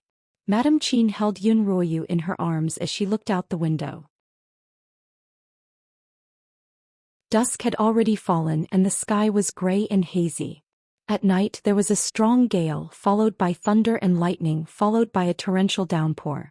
In her cottage, Yun Ruoyan flipped through the secret manual that Lin Zainan had given her. Most of the recipes were low-grade spiritual herbs, and Yun Ruoyan had memorized most of them after flipping through them twice. Out of boredom, Yun Ruoyan put down the book and closed her eyes as she entered her pocket dimension. Within the pocket dimension, Xianxia was floating in the air, cultivating. Yun Ruoyan didn't disturb it, instead taking inventory of the items in her pocket dimension. Ever since returning from the imperial territory, there had been quite a number of treasures in her pocket dimension, and she had never taken a good look at them. Yun Ruoyan hadn't expected Xianxia to be so organized. The spiritual herbs, pills and secret manuals had all been neatly organized by Xianxia. Yun Ruoyan could almost see everything at a glance. The high-grade furnace had been placed in the most obvious position, and around it were the various herbs she had obtained from the Thousand Herb Valley. Most of them were ingredients for refining low-grade spiritual pills. Tomorrow, after learning the basics of pill making from Lin Zainan, she would be able to try refining pills with a high-grade furnace. As she thought of this, Yun Ruoyan couldn't help but smile. Right, there's also this treasure. As Yun Ruoyan muttered to herself, she opened a red wooden box and a faint medicinal aroma wafted out. This was the medicinal rabbit's core, an excellent ingredient for refining mid-grade spiritual pills. Yun Ruoyan took a deep breath of the medicinal rabbit's core, then closed the box and put it back in its original position. Unintentionally, she noticed that there was a book beside the box. The cover of the book was a strange, withered yellow like a dried leaf. Only then did Yun Ruoyan remember that she had found such a book in the wild vine spirit's lair, but she couldn't remember when she had placed it in her pocket dimension. Yun Ruoyan picked up the book and flipped it open. The inside of the book was also a withered yellow, but it felt a little more slippery to the touch. She didn't know what material it was made of. She flipped the book over and over again, not even leaving a gap open. She couldn't find a single stroke, let alone a single word. Yun Ruoyon's heart was filled with suspicion. Who would be so bored as to create a wordless book? She felt that the book was very strange, and the stranger it was, the more she was interested in it. Yun Ruoyon took the wordless book and glanced at Xiao, who was still cultivating, before leaving the pocket dimension.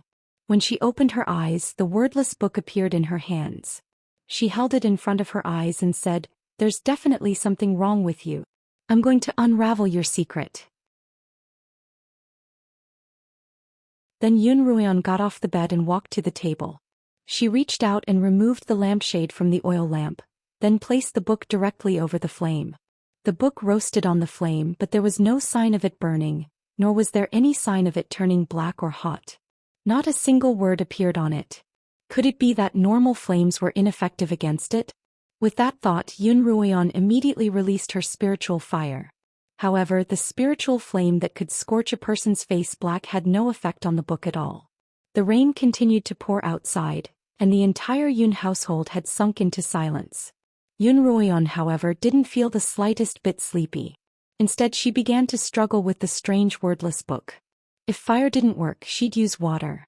If water didn't work, she'd use a knife.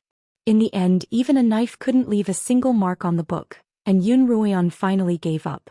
She casually placed the book in a corner of her dressing table, yawned loudly, blew out the lamp and went to sleep. It was already late at night, and the rain outside the window had begun to lessen. It pattered against the ground, against the flowers, and against the surface of a plain oil paper umbrella. Under the umbrella, Qin Jianmei stood outside the bamboo pavilion, dressed in a lotus-colored chiffon dress embroidered with pink peach blossoms. She had dressed up for once, and a peach blossom hairpin inlaid with a ruby was inserted into her intricate bun. A thin layer of powder covered up the fine wrinkles on her face. Her eyebrows were elegant and her lips were like fallen flowers. She was just as beautiful as she had been when she had brushed shoulders with a young master at the market in her late 20s. After Yun Lan finished correcting the last of his documents, he stood up and prepared to return to his quarters to rest. As soon as he opened the door to his study, he saw Madame Qin standing in the courtyard. Yun Lan's footsteps paused. His face was solemn and emotionless, but his hand on the doorframe trembled slightly. "Master, long time no see. How are you?" Qin Jianmei bowed to him from afar. The next day in her cottage, Qin Jianmei applied the ointment she had concocted overnight on Yun Ruoyu's wound. Yun Ruoyu felt refreshed and comfortable, and the numbness, pain and other unpleasant sensations disappeared in an instant. "Mother, where did you get this ointment?" Yun Ruoyu couldn't help but ask. "Master," Qin Jianmei replied coolly. "My father." Yun Ruoyu's eyes widened. "My father actually gave me such a good ointment." "Wait." Yun Ruoyu frowned and looked at her mother in disbelief. "Mother, you went to see my father?" Qin Jianmei nodded. Yun Ruoyu was so happy that she was about to jump up and down, but the sudden movement tugged at her wound and caused her to grimace in pain. "Mother, that's great. You're finally willing to see my father." Yun Ruoyu exclaimed happily. "Won't you come back to the cottage in the future?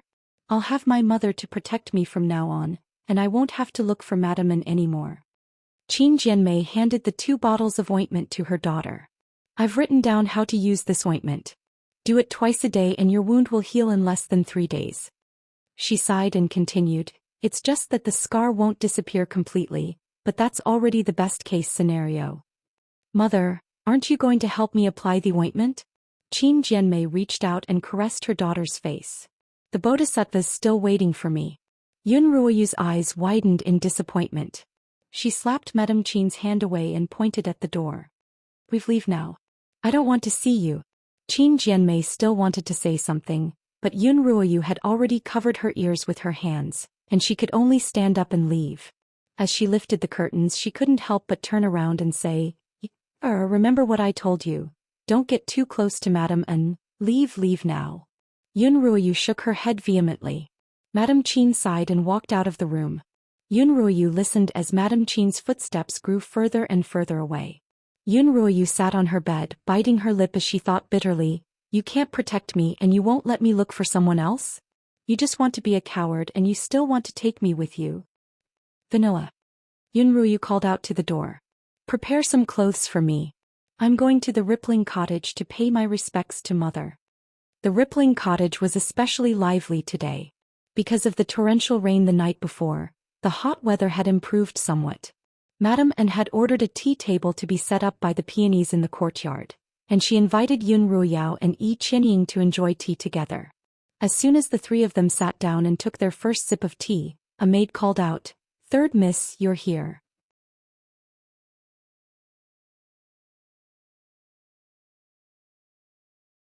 Chapter 90. Mother Ruoyu is here to greet you. Yun Ruoyu's voice could be heard even before she entered the room. Madame and Yun Ruoyao and Yi Qianying glanced at each other, clearly surprised by Yun Ruoyu's arrival. Yi Qianying hadn't been present when Yun Ruoyu had been injured, but after hearing the maidservant's vivid descriptions, she felt as if she had seen it with her own eyes. How can I miss out on Mother's tea? Yun Ruoyu smiled as she walked into the garden. She wore a light red blouse with golden threads, and her face was specially made up to hide the pale complexion that had been tormented during this period of time. Her strong spirit made her look like she was not injured or confined at all. Ruoyu, come and sit here.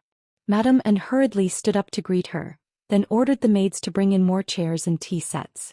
Yun Ruoyu sat on a chair and leisurely took a sip of her tea. Her tone was somewhat aggrieved as she said, "Such good tea, but Mother didn't invite me and secretly brought it to my sisters." As soon as Yun Ruoyu entered the courtyard, the three men's gazes lingered on her neck. The collar covered most of Yun Ruoyu's neck, but if one looked closely, one would be able to see a strange red patch of skin through the gaps in the collar. Could it be that Ruoyu had been traumatized and was acting abnormally? Yun Ruoyao couldn't help but wonder when she saw Yun Ruoyu's overly normal behavior. Yi Qianying, on the other hand, was sneering in her heart. She could still laugh after suffering such an injury. What a heartless girl. But then she remembered what had happened to her at the flower viewing party, and how she was forcing herself to smile. When she looked at Yun Ruoyu's smiling face again, she felt even more annoyed. "Ruoyu, are your injuries better?" Madame N spoke up. "The old madam ordered you to be confined, so it wasn't convenient for me to visit you. Dr. Lu said that your injuries weren't life-threatening, so I was relieved. I just didn't expect you to recover so quickly." Madame N was well aware of just how vicious the mundane world was. He'd thought that even if Yun Ruoyu didn't die from such an injury, she would at least lose a layer of skin, and wouldn't be able to see anyone for at least a year. He didn't expect that in less than a month, this girl would be full of energy again. She could not help but feel surprised. "Yes, much better." Yun Ruoyu picked up her teacup and took another sip. "Father gave me some medicine and Madame Qin gave me some ointment. In less than 3 days I'll be completely healed." "Father gave you the medicine?" Yun Ruoyao was a little shocked. Yun Ruoyu had been grounded by the Yun matriarch, and her injury had been hidden from the Yun matriarch and Yun Lan. Why would Yun Lan give her medicine? Madame Anne's knuckles turned white as she held the teacup in her hand, but she still smiled. "Your mother must have gone to plead on your behalf. Old master still loves you very much." She turned to Yun Ruoyu. "Madame Qin hasn't left the cottage in a long time, and I haven't seen her in a long time either. Why don't you invite her over for tea?" "Mother, there's no need." Yun Ruoyu's expression was dejected. "She's returned to her cottage. In this world she's probably closest to the Bodhisattva. If it weren't for the fact that I'm about to die, she wouldn't have been willing to leave that hole." "Mother, do you think I'm her biological daughter?" Madame N put down her teacup, her lips curling up imperceptibly before she quickly hid it. "That's just how my sister is, so don't blame her. Don't you still have me, your mother, and your 2 sisters? "Yes." Yun Ruoyu nodded. "Fortunately I still have you, mother. Otherwise I'd be the most pitiful child in the world." "Sister, don't say that." Yi Qianying sighed. "I'm the one who's pitiful, but fortunately the Yun family took me in and aunt and my 2 sisters treat me well." As Yi Qianying spoke, she couldn't hold back her tears. Madame N hurriedly stood up to comfort her, wiping her tears away with a handkerchief. "You're about to get married, so don't cry so easily." Madame Anne's expression was pained. "Remember, the Yun family will always be your mother's home." Yun Ruoyu hadn't attended the flower viewing party, but news of Yi Qianying's appearance there had spread far and wide. Naturally, Yun Ruoyu knew about it as well, but she hadn't expected that her brother would end up marrying Yi Qianying. She looked at Yi Qianying's tear-stained face, so delicate and adorable. When she thought of the scars on her own body, her heart was filled with all sorts of complicated emotions. Yun Ruoyu suppressed her jealousy and forced a smile. I heard that you're about to marry the crown prince, sister. Congratulations. Yi Qianying knew that Yun Ruoyu had feelings for the crown prince. For some reason, when she saw Yun Ruoyu's desolation, she felt a strange sense of balance. Finally, there was someone who was unhappy with her. Sister, you're too kind, she replied with a faint smile. Together they sipped tea and admired the flowers. Although they each had their own thoughts, they seemed to be enjoying themselves. At first, Madame N had been worried that Yun Ruoyu would hate her, but she wasn't worried anymore. First, the girl had grown up by her side and she was quite dependent on her. Second, even if she did hate her, Madame N was confident that she could control her.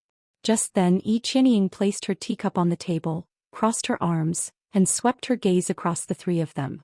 Frowning, she began, and during the flower viewing party, I discovered a huge secret that I haven't had a chance to tell you about.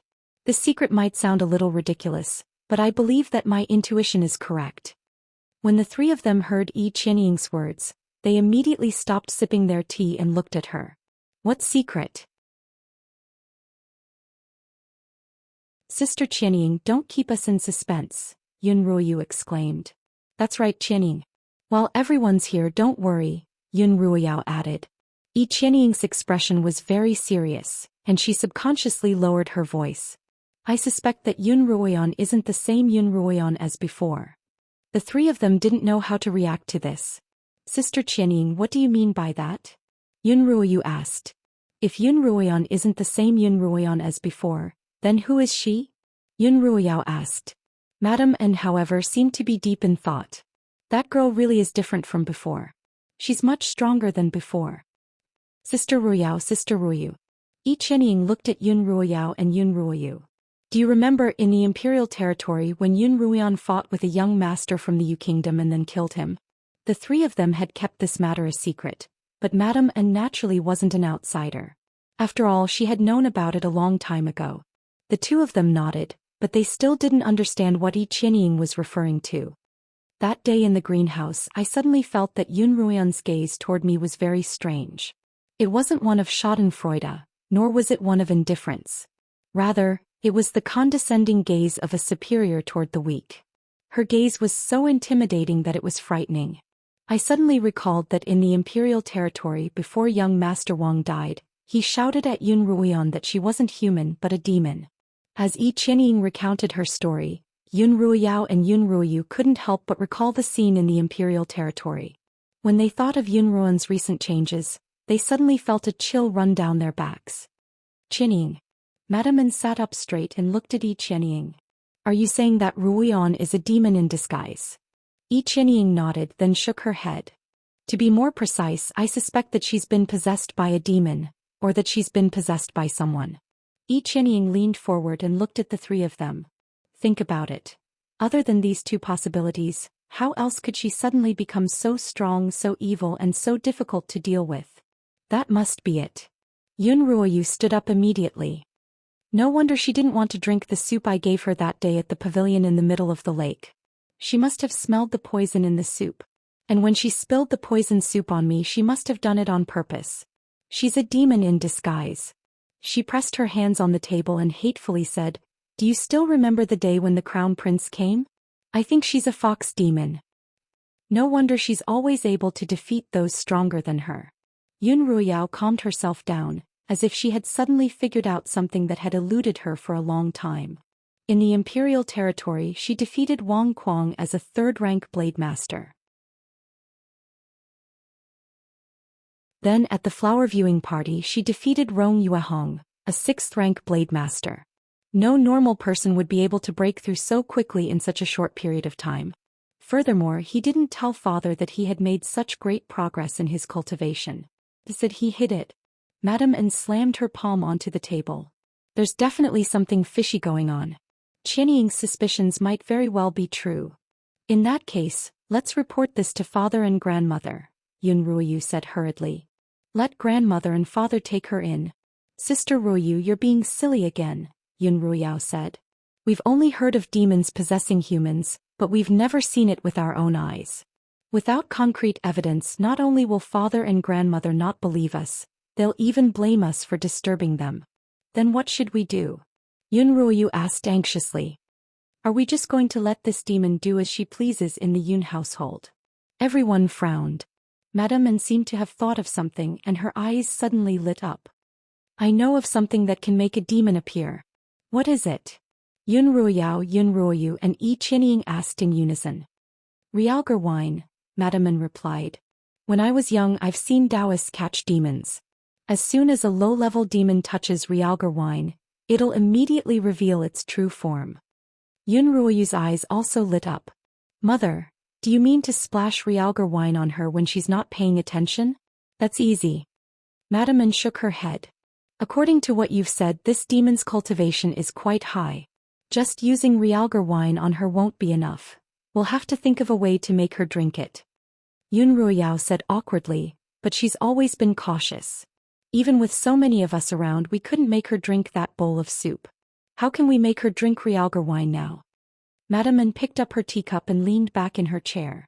She used the lid of the teacup to skim the tea leaves that had floated up from the surface, causing the lid to squeak. As her 3 daughters stared at her, she took a sip of tea and finally said, It looks like the clue I've been hiding for so long has finally come in handy.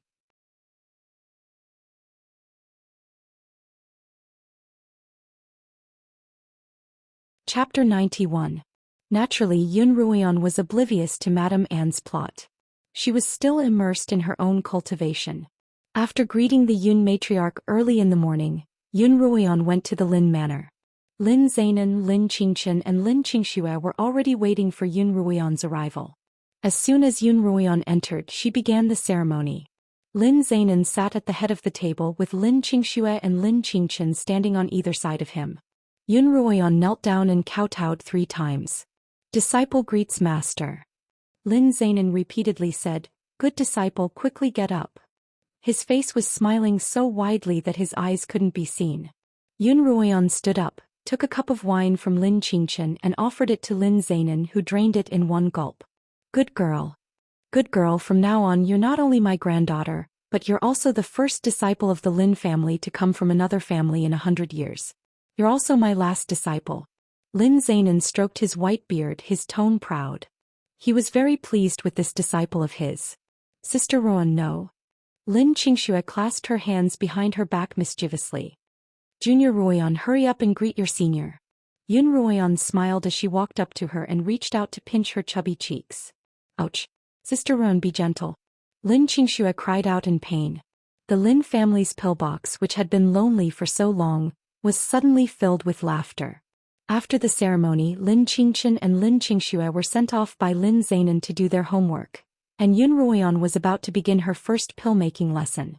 Lin Zainan placed the herbs he had prepared on the table and pointed at one of them.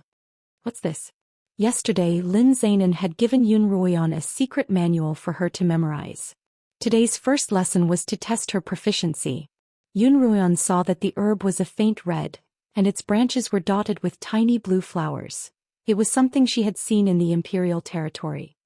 This is stargrass and it can be used to refine pills that heal internal injuries, Yun Ruoyan replied. Lin Zainan nodded in satisfaction, then asked her about a few other herbs, which Yun Ruoyan answered with familiarity. Very good, then let's start concocting the medicine. Watch me do it once. As Lin Zainan spoke, he led her to a furnace in the middle of the pill-making chambers. The furnace was about half the height of a grown man, and its bronze luster could reflect a person's shadow. There were 4 lifelike Qilin carvings around the furnace. Because he had been refining medicine for a long time, he could smell the medicinal fragrance coming from the furnace from far away. This cauldron has been passed down in our Yun family for 3 generations. Although it can't be considered a top-grade cauldron, it has a spiritual nature, and its effect in refining medicine is definitely not inferior to that of a high-grade cauldron, Lin Zainan explained. Yun Ruoyan reached out to touch the furnace, feeling the warmth emanating from it. Ever since she was a child, she had watched her maternal grandfather sit in front of this furnace and refine medicine. She had never thought that there would be a day when she would use this furnace to refine medicine. Lin Zainan stood in front of the furnace, exuding the aura of a master. He spread out his arms and clasped them into a semicircle. A red spirit mist seeped out of his palms. Although his cultivation level had dropped, his decades of experience in alchemy had allowed his movements and operation to be as smooth as flowing water, pleasing to the eye. When the spirit mist formed a whirlwind in front of him, he pushed forward with his hands, and the whirlwind was instantly pushed into the furnace through the carvings on the furnace. With a loud boom, an orange flame burst forth from the furnace, and the 4 Qilin beasts seemed to come to life, glaring and baring their teeth as if they were about to devour someone. The orange light of the flames painted Lin Zainan's white hair, beard and eyebrows with a fiery hue, making him look more like an immortal than a mortal. Ruian, come here. Lin Zainan beckoned to Yun Ruian, who was standing to the side in a daze. The furnace has a spiritual nature and each of our flames has its own aura. Before using the furnace for the first time, we need to familiarize the furnace with our auras. At Lin Zainan's request, Yun Ruian cut her finger and dripped a drop of blood into the furnace. As if cheering, the orange flame surged upward. It's done. Lin Zainan exclaimed. Watch carefully. I'm going to be refining a low-rank pill, a darkened heavens pill. As Yun Ruian retreated, Lin Zainan stretched out a hand toward the furnace, and the stargrass flew into his palm. He pushed it forward and it floated above the furnace. The flames began to roast the herbs through the opening in the furnace, and Lin Zainan tossed in 3 or 4 batches of different types of herbs. Then he sat cross-legged in front of the furnace, stretched out his hands, and injected a fire-attuned spiritual mist into the furnace. By controlling the amount of spiritual mist, you'll be able to control the size of the flame within the furnace until the pill is complete. Lin Zainan's eyes were fixed on the spiritual flame and the floating herbs within the furnace. Pill making requires both comprehension and hard work, and you can't do without either. As the saying goes, the master can lead the way but the cultivator can't. Yun Ruian watched as the 4 herbs began to change in color and form under the heat of the spiritual fire. Along with the changes in the medicinal herbs, the spiritual fire in the medicinal furnace also fluctuated in size, sometimes turning scarlet and sometimes turning red. After about the time it takes for a stick of incense to burn, the herbs slowly transformed into a viscous substance, then slowly fused together into a spherical shape. That spherical substance slowly rotated on top of the furnace, finally becoming a brownish-yellow pill about the size of a longan. A strong medicinal fragrance wafted out along with the final formation of the pill. Lin Zainan stretched out his hands and the pill floated from the furnace into his palms. Without the spiritual mist, the spiritual flame within the furnace slowly died out, and the pill darkened once more. The darkened heavens pill is done. Lin Zainan smiled at Yun Ruian. Only then did Yun Ruian realize that Lin Zainan's ruddy complexion had turned somewhat pale, and although he was smiling he couldn't hide his exhaustion. Grandfather. Yun Ruian's heart ached as she hurried forward to support him. I'm getting old, Lin Zainan laughed. Back in the day I didn't eat, drink, or sleep for 3 days in a row to produce 32 low-grade spiritual pills and 4 mid-grade spiritual pills. When she thought of how Lin Zainan had dropped from a 5th-rank pillmaster to a 3rd-rank pillmaster for her sake, Yun Ruian's heart ached. After all, Lin Zainan had spent more than half his life cultivating to reach that level, and yet he was willing to give it up for Yun Ruian's sake. Yun Ruian felt that there was nothing she could do to repay him for his kindness. Grandfather, in my heart you'll never grow old and you'll always be the best. Yun Ruian held on to Lin Zainan's arm. Once again Lin Zainan was grinning from ear to ear. In his heart, to have a descendant stronger than him inherit his legacy, and to be able to support the Lin family for 100 years after his death, was far more important than a mere 2 ranks of cultivation. Moreover, this descendant would be his own grandson. How could he not be happy? Yun Ruian helped Lin Zainan to the outside of the pill-making chambers and poured him a cup of tea. Lin Zainan only took a quick sip before hurriedly spreading out the yellow pill in his hand for Yun Ruian to see. Yun Ruian knew what a darkened heavens pill was.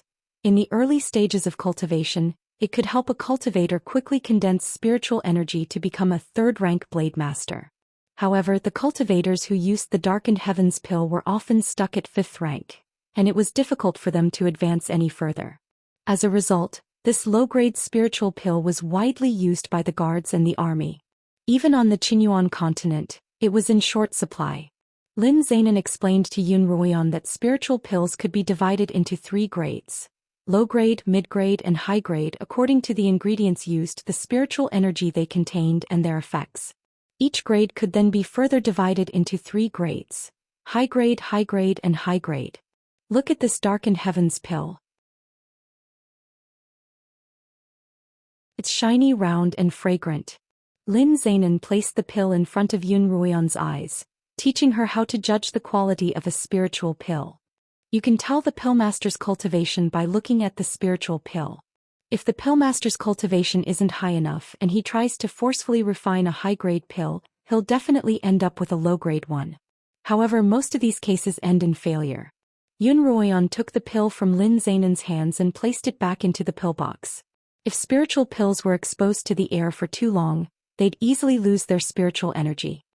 Did that Wang Meng want to buy your pills because he wanted to see your cultivation? Yun Ruoyan asked as she closed the pillbox. Lin Zainan sat in his armchair, stroking his beard and frowning. That Wang brat really is a rare pill-making genius, and I've heard a few rumors about him over the years. It is said that he has a special ability since he was young. He can use his sight, smell, and touch to observe and analyze a pill, and then figure out the ingredients of the pill, the refining method, and the heat used. Yun Ruoyan couldn't help but be a little shocked. Who would have such an ability? Wasn't that just a living pill-making manual?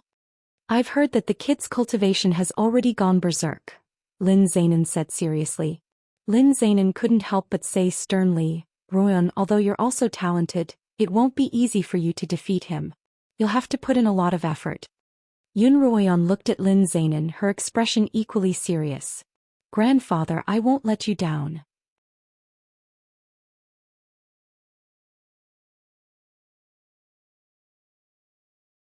Chapter 92. Lin Zainan wasn't in a hurry to have Yun Ruoyan start refining pills. After all, a newly condensed spiritual flame wasn't easy to control, and he wanted Yun Ruoyan to practice her control over it. Back in her cottage, Yun Ruoyan was cultivating in her room, while Peony and Xilan were embroidering pillows and gossiping in the yard. Sister Peony, what do you think our mistress's body will get damaged if she keeps cultivating like this all day? Xilan frowned as she rubbed a needle against her scalp. No, our mistress knows what she's doing. Peony lowered her head as she meticulously embroidered a phoenix orchid stamen. That day she had brought out quite a few designs for Yun Ruoyan to choose from, and Yun Ruoyan had immediately chosen the phoenix orchid. She remembered that the mistress hadn't liked phoenix orchids in the past, saying that they were too flashy and too seductive. Our mistress's taste is getting better and better. That phoenix orchid's the prettiest of all the designs. Xilan smiled. Peony's fingers paused for a moment, then she smiled as well. That's right, our mistress is getting better and better. Sister Peony, Sister Xilan. Just as the two of them were talking, a voice suddenly rang out from not far away. They looked up and saw Ling Lan cowering in a corner of the yard. Yun Ruoyan was practicing how to control her spiritual flame. There were 2 small red flames in each of her palms, and as she channeled the fire-attuned spiritual energy from her spiritual vortex into her palms, the 2 flames grew larger and larger until they looked like 2 blood lotuses blooming in her palms. Not only do you have to be able to control the size of your spiritual flame as you wish, you have to be able to change its color as you wish. Lin Zainan's teachings rang out in her ears. Red is almost devoid of heat and it can't be used to refine pills on its own. However, it can be used to adjust the temperature of the pill, and it can also be used as a transition point between 2 types of flames. Yun Ruoyan's eyes were fixed on the red flames in her palms, trying to change them to orange. However, no matter how hard she tried, she couldn't succeed. With a puff, the 2 flames were extinguished and the fire-attuned spiritual energy in Yun Ruoyan's spiritual vortex had been depleted. Using the spirit fire really consumes a lot of spiritual power. No wonder grandfather didn't let me start refining the medicine immediately. Yun Ruoyan looked at her white spiritual vortex and muttered to herself, with my current cultivation, I'm afraid I won't even be able to ignite the furnace. It looks like I'll have to continue my training as a blade master. A blade master's cultivation was the foundation of all cultivation. Through cultivation, blade masters could strengthen and expand their spiritual vortex, as well as absorb spiritual energy faster and more efficiently. Because Yun Ruoyan had broken through too quickly, even though she was already a 7th-rank blade master, her spiritual C was relatively weak. If she didn't use the bracelet's power to fight a peak 7th-rank blade master like her, she would definitely be defeated due to exhaustion. Therefore, what she needed to do now was to continuously absorb the spiritual qi of heaven and earth and continuously refine the spiritual qi into spirit mist to strengthen her spiritual C. Having found a new goal, Yun Ruoyan didn't stop to rest. Instead, she immediately entered the bracelet's pocket dimension to cultivate. Just as she closed her eyes, there was a knock on the door. She said unhappily, "Didn't I tell you not to disturb me when I'm cultivating?" "Miss, Ling Lan says she has something urgent to report to you." Peony's voice came from outside the door. Yun Ruoyan sat on a stool, Ling Lan bowing in front of her. "Is this what Madame An told you to put in my food?" Yun Ruoyan picked up a small flask of wine the size of her palm. "Do you know what this is?" "Miss, it smells like wine, but I don't know exactly what it is," Ling Lan replied respectfully. "First, Madame only instructed me to pour some into your favorite steamed pork when no one is looking." Yun Ruoyan suddenly laughed coldly. "She even found out that I like braised pork? She really put in a lot of effort this time." Ling Lan didn't respond, only lowering her head even more. Seeing her trembling expression, Yun Ruoyan softened her tone. "Ling Lan, you've done well." She took out 10 taels of silver and placed it on the table. "This is your reward." Ling Lan raised her head and saw the silver, but she didn't take it. Instead, she knelt down and sobbed, "Miss, Ling Lan is unable to repay the kindness you have shown me. If Ling Lan takes this silver, my father will definitely scold me." Yun Ruoyan nodded. "Are you feeling better, sir?" "My father is much better." Ling Lan raised her head and wiped her tears with her sleeves. "Miss, thank you for finding a physician for my father and paying off my brother's gambling debts. I'll do anything to repay you." Although Ling Lan had initially been a spy planted by Madame N, Yun Ruoyan found that she didn't have a bad personality, and she guessed that she must have had some sort of hidden trouble. When she went to the Lin Manor, she had asked Lin Qingchen to help investigate. As expected, Ling Lan's family was in dire straits. Her 70-year-old father was ill and she had no money to treat him. Her only brother was addicted to gambling and had accumulated a large debt. Yun Ruoyan had asked Lin Qingchen to treat Ling Lan's father's illness and pay off her brother's gambling debts.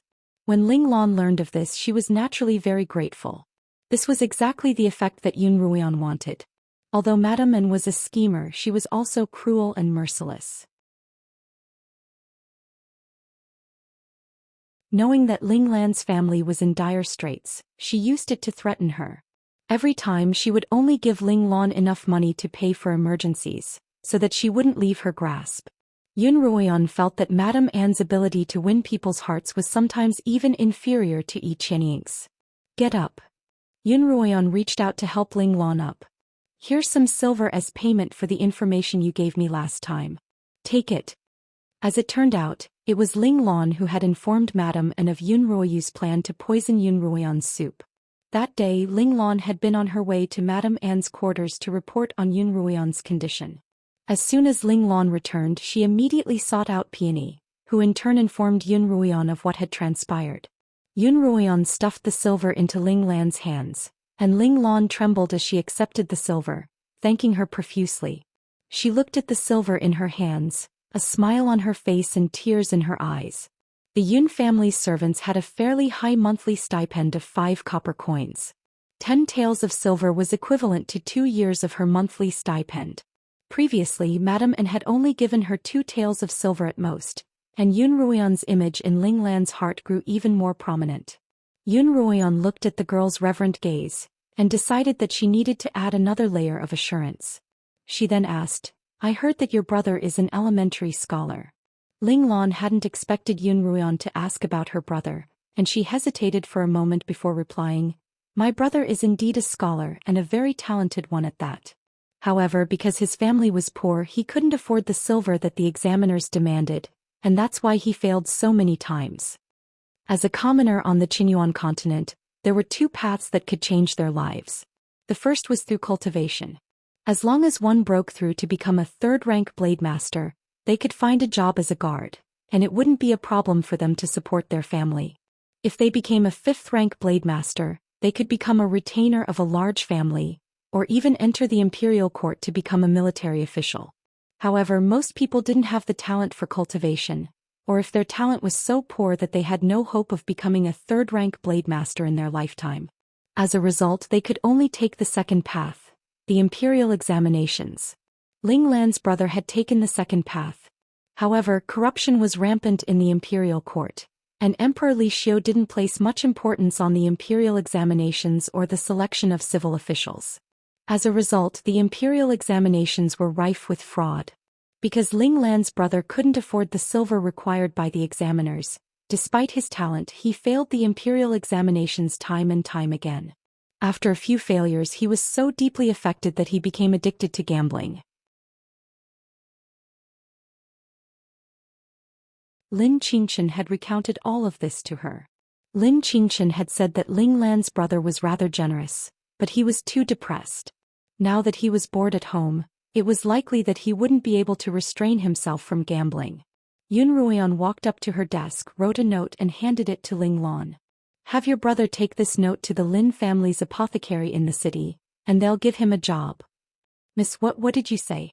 Ling Lan stared at Yun Ruoyan, her eyes wide. She couldn't believe her own ears and eyes. Her mistress was actually telling her brother to go to the Lin family's apothecary? The apothecary was opened by my grandfather's family, and now it's managed by my cousin, the girl who went to your house to treat your father's illness last time. Yun Ruoyan was amused by her dazed expression. Ling Lan immediately thought of Lin Qingshan. That day, someone from the casino had come to collect a debt, threatening to burn down her family's house. Just then, a beautiful girl had appeared, not only paying her family's debt, but also treating her father's illness. In Ling Lan's heart, both Lin Qingshan and Yun Ruoyan were like bodhisattvas. Have your brother hand this note to Miss Lin. She'll definitely accept him, Yun Ruoyan instructed. Ling Lan trembled as she held the silver ingot in one hand and the note from Yun Ruoyan's hand with the other. She was so stunned that her soul seemed to have flown out of her body. She had never imagined that Yun Ruoyan would solve the two problems that had been weighing down on her head and making it hard for her to breathe. With money, the family's days would be much better. Even if her brother had a job, he would still be with her. For some reason, Ling Lan was certain that her brother would quit gambling this time, and her bitter days would finally come to an end. With a thud, Ling Lan knelt in front of Yun Ruoyan and kowtowed to her. Miss, if there's anything you need me to do in the future, I'll do my best. Yun Ruoyan nodded in satisfaction, then helped Ling Lan up. After Ling Lan left, Yun Ruoyan casually took the small bottle in her hand, uncorked it and sniffed it. A strange odor immediately entered her nostrils. Achoo! Yun Ruoyan sneezed fiercely. What the hell is that?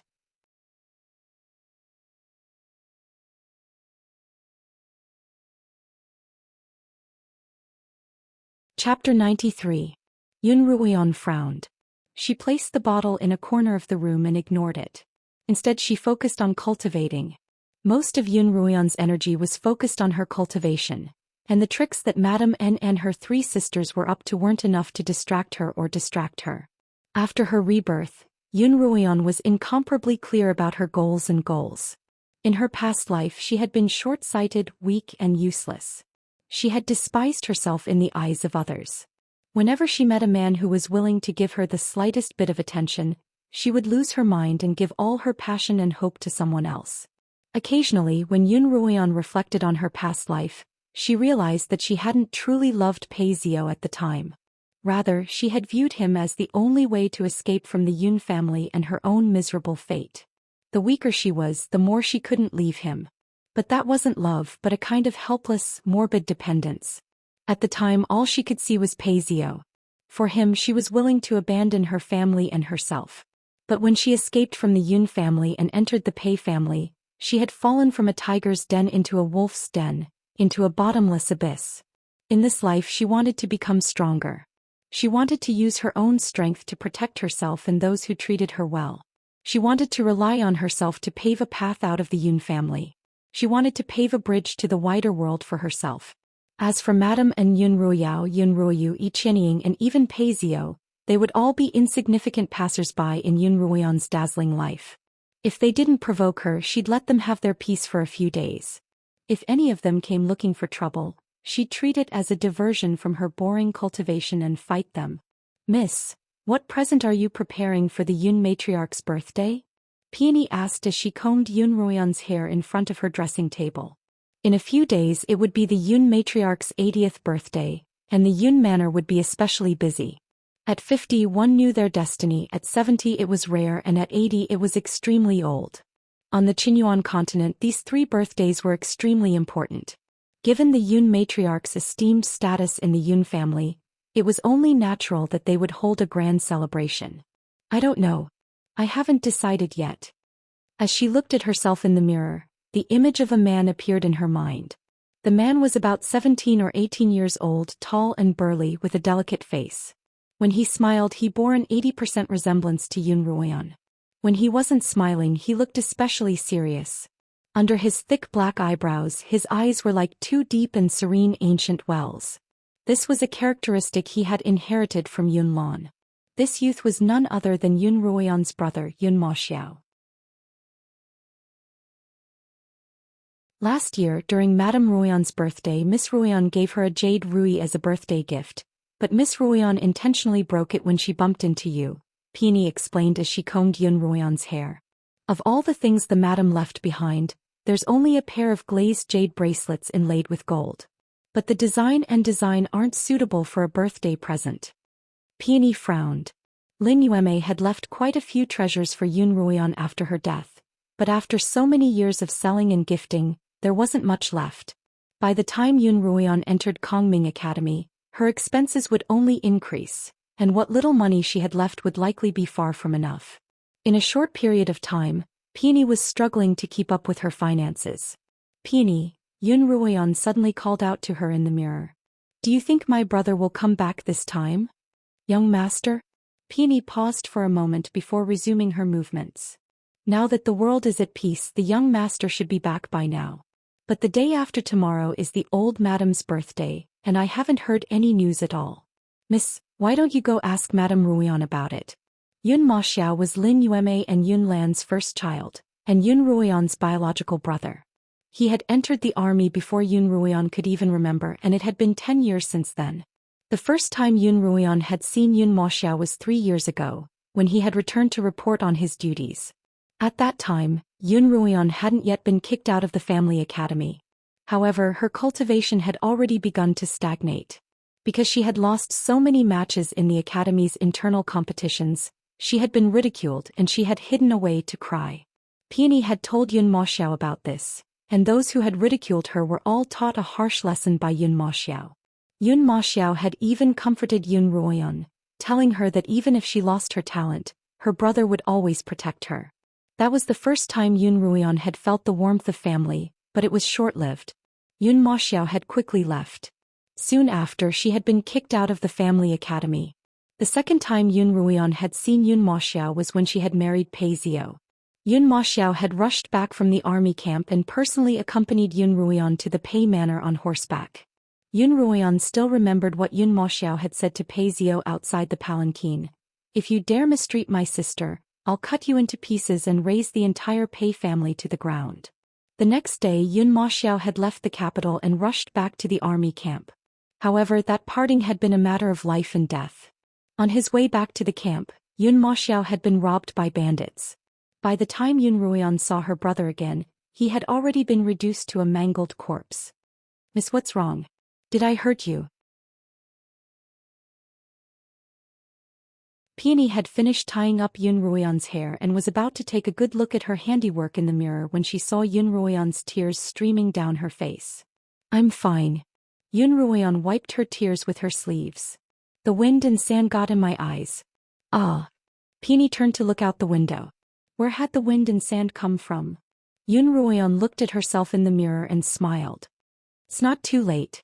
Within the Yun matriarch's quarters, Yun Ruoyan was playing cards with the Yun matriarch, a game she had recently become addicted to. "I can't afford it again." Yun Ruoyan's face was bitter as she placed the remaining cards on the table. I've lost again. Grandmother, can't you let me win a little? My pitiful monthly stipend has all gone into your pocket these past few days.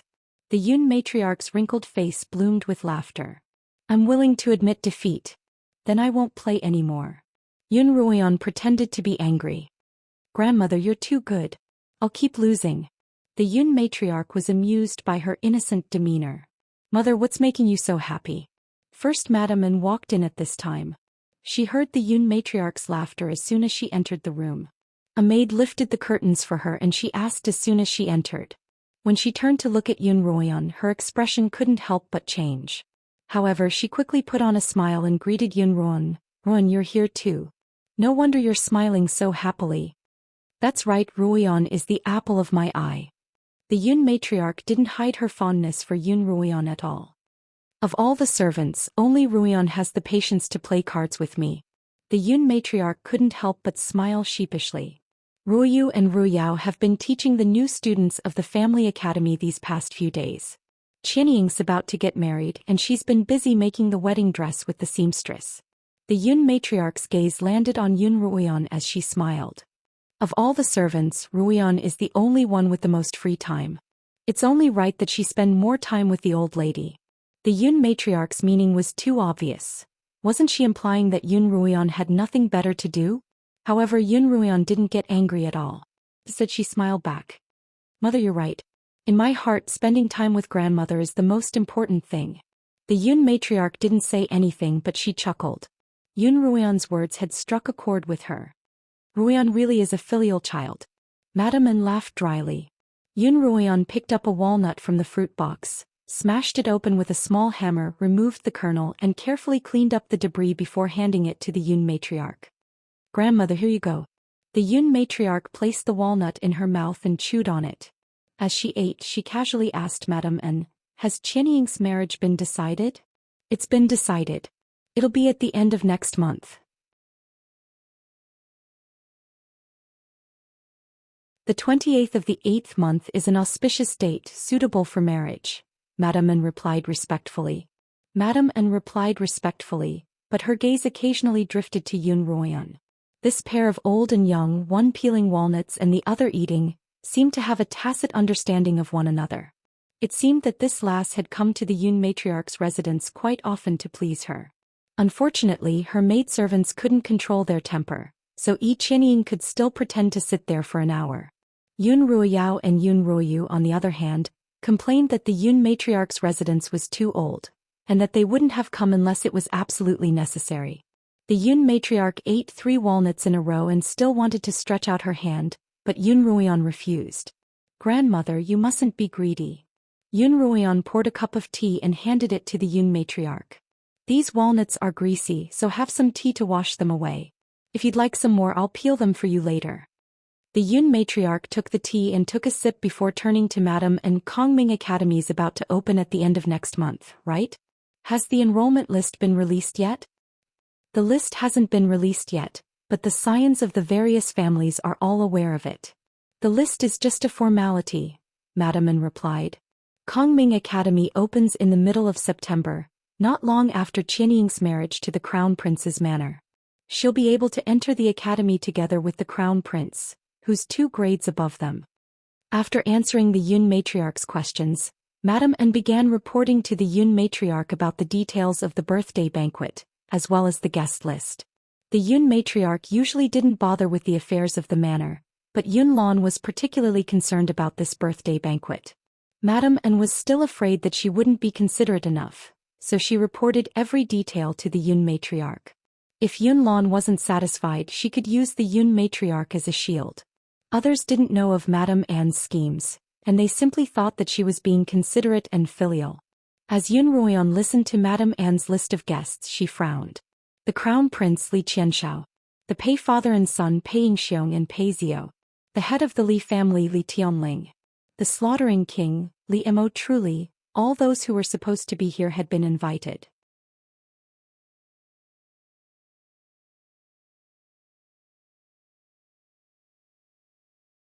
Chapter 94. After her report, Madame An took her leave. As she walked into the courtyard, she heard the laughter of an old man and a young girl, and she couldn't help but stop in her tracks. She really is a demon with a few tricks up her sleeves. Even the shrewd old mistress has been fooled by her. Just looking at her, I can't help but exude such a demonic aura. She used to be such a good, sensible child. How did she end up being targeted by a demon? We can't let this demon do as she pleases in the Yun household. Madame An sighed, feeling sorry for Yun Ruoyan. I wonder how much damage the demon has done to her soul. Even if she were to be expelled, she'd probably be reduced to an idiot. But if that's the case, at least I won't have to worry about her anymore. Madam, what's the matter? Hong Yu, Madame Anne's maid, asked worriedly. She looked at Madame An, who had suddenly stopped in her tracks and seemed to be in a daze. Then a strange smile appeared on her lips. Madame An snapped out of her reverie, waved her hand and walked out of her cottage. As she walked, she wondered, that girl's been drinking that Realgar wine for 7 or 8 days now. Why hasn't she reacted at all? As she walked, Madame An suddenly turned around and called out to Hong Yu, "Call Ling Lan over immediately. I want to ask her some questions." Not long after Madame An left, Yun Ruoyan noticed that the Yun matriarch was beginning to feel sleepy, so she stood up and excused herself. The Yun matriarch had Xiao Lan take out a small sandalwood box from a cupboard and hand it to Yun Ruoyan. She opened the box in front of Yun Ruoyan, revealing a few jewels and a few taels of silver. Although the jewels weren't as valuable as the ones Lin Yueme had left her, they were still of high quality. There were roughly 100 taels of silver in total, not much but not a small sum either. Although the Lin family had some money, Yun Ruoyan wouldn't ask for it unless it was absolutely necessary. This 100 taels of silver would be just enough to alleviate her current tight financial situation. Ruoyan, the Yun matriarch sighed. The Yun matriarch sighed with emotion and said, "All these years, grandmother hasn't given you anything. Take these things and buy yourself a few sets of good clothes." Yun Ruoyan didn't stand on ceremony. She hugged the Yun matriarch's arm and teased her until she couldn't stop giggling. Then she picked up the box and prepared to leave. When she walked to the door and lifted the curtain, she seemed to suddenly think of something. She turned around and asked, "Grandmother, will my brother come back to celebrate your birthday?" The Yun matriarch was lying on a soft couch and Xiao Lan was covering her with a thin blanket. When she heard Yun Ruoyan's voice, she opened her eyes slightly. "I've already had your father send a letter to the barracks, but there's still no reply." "Oh, I see."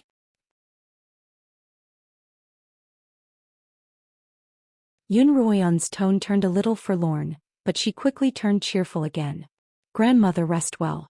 When I'm free tomorrow, I'll come play cards with you." Xiao Lan walked Yun Ruoyan out of the room and was about to return to the Yun matriarch when Yun Ruoyan stopped her. "Sister Xiao Lan."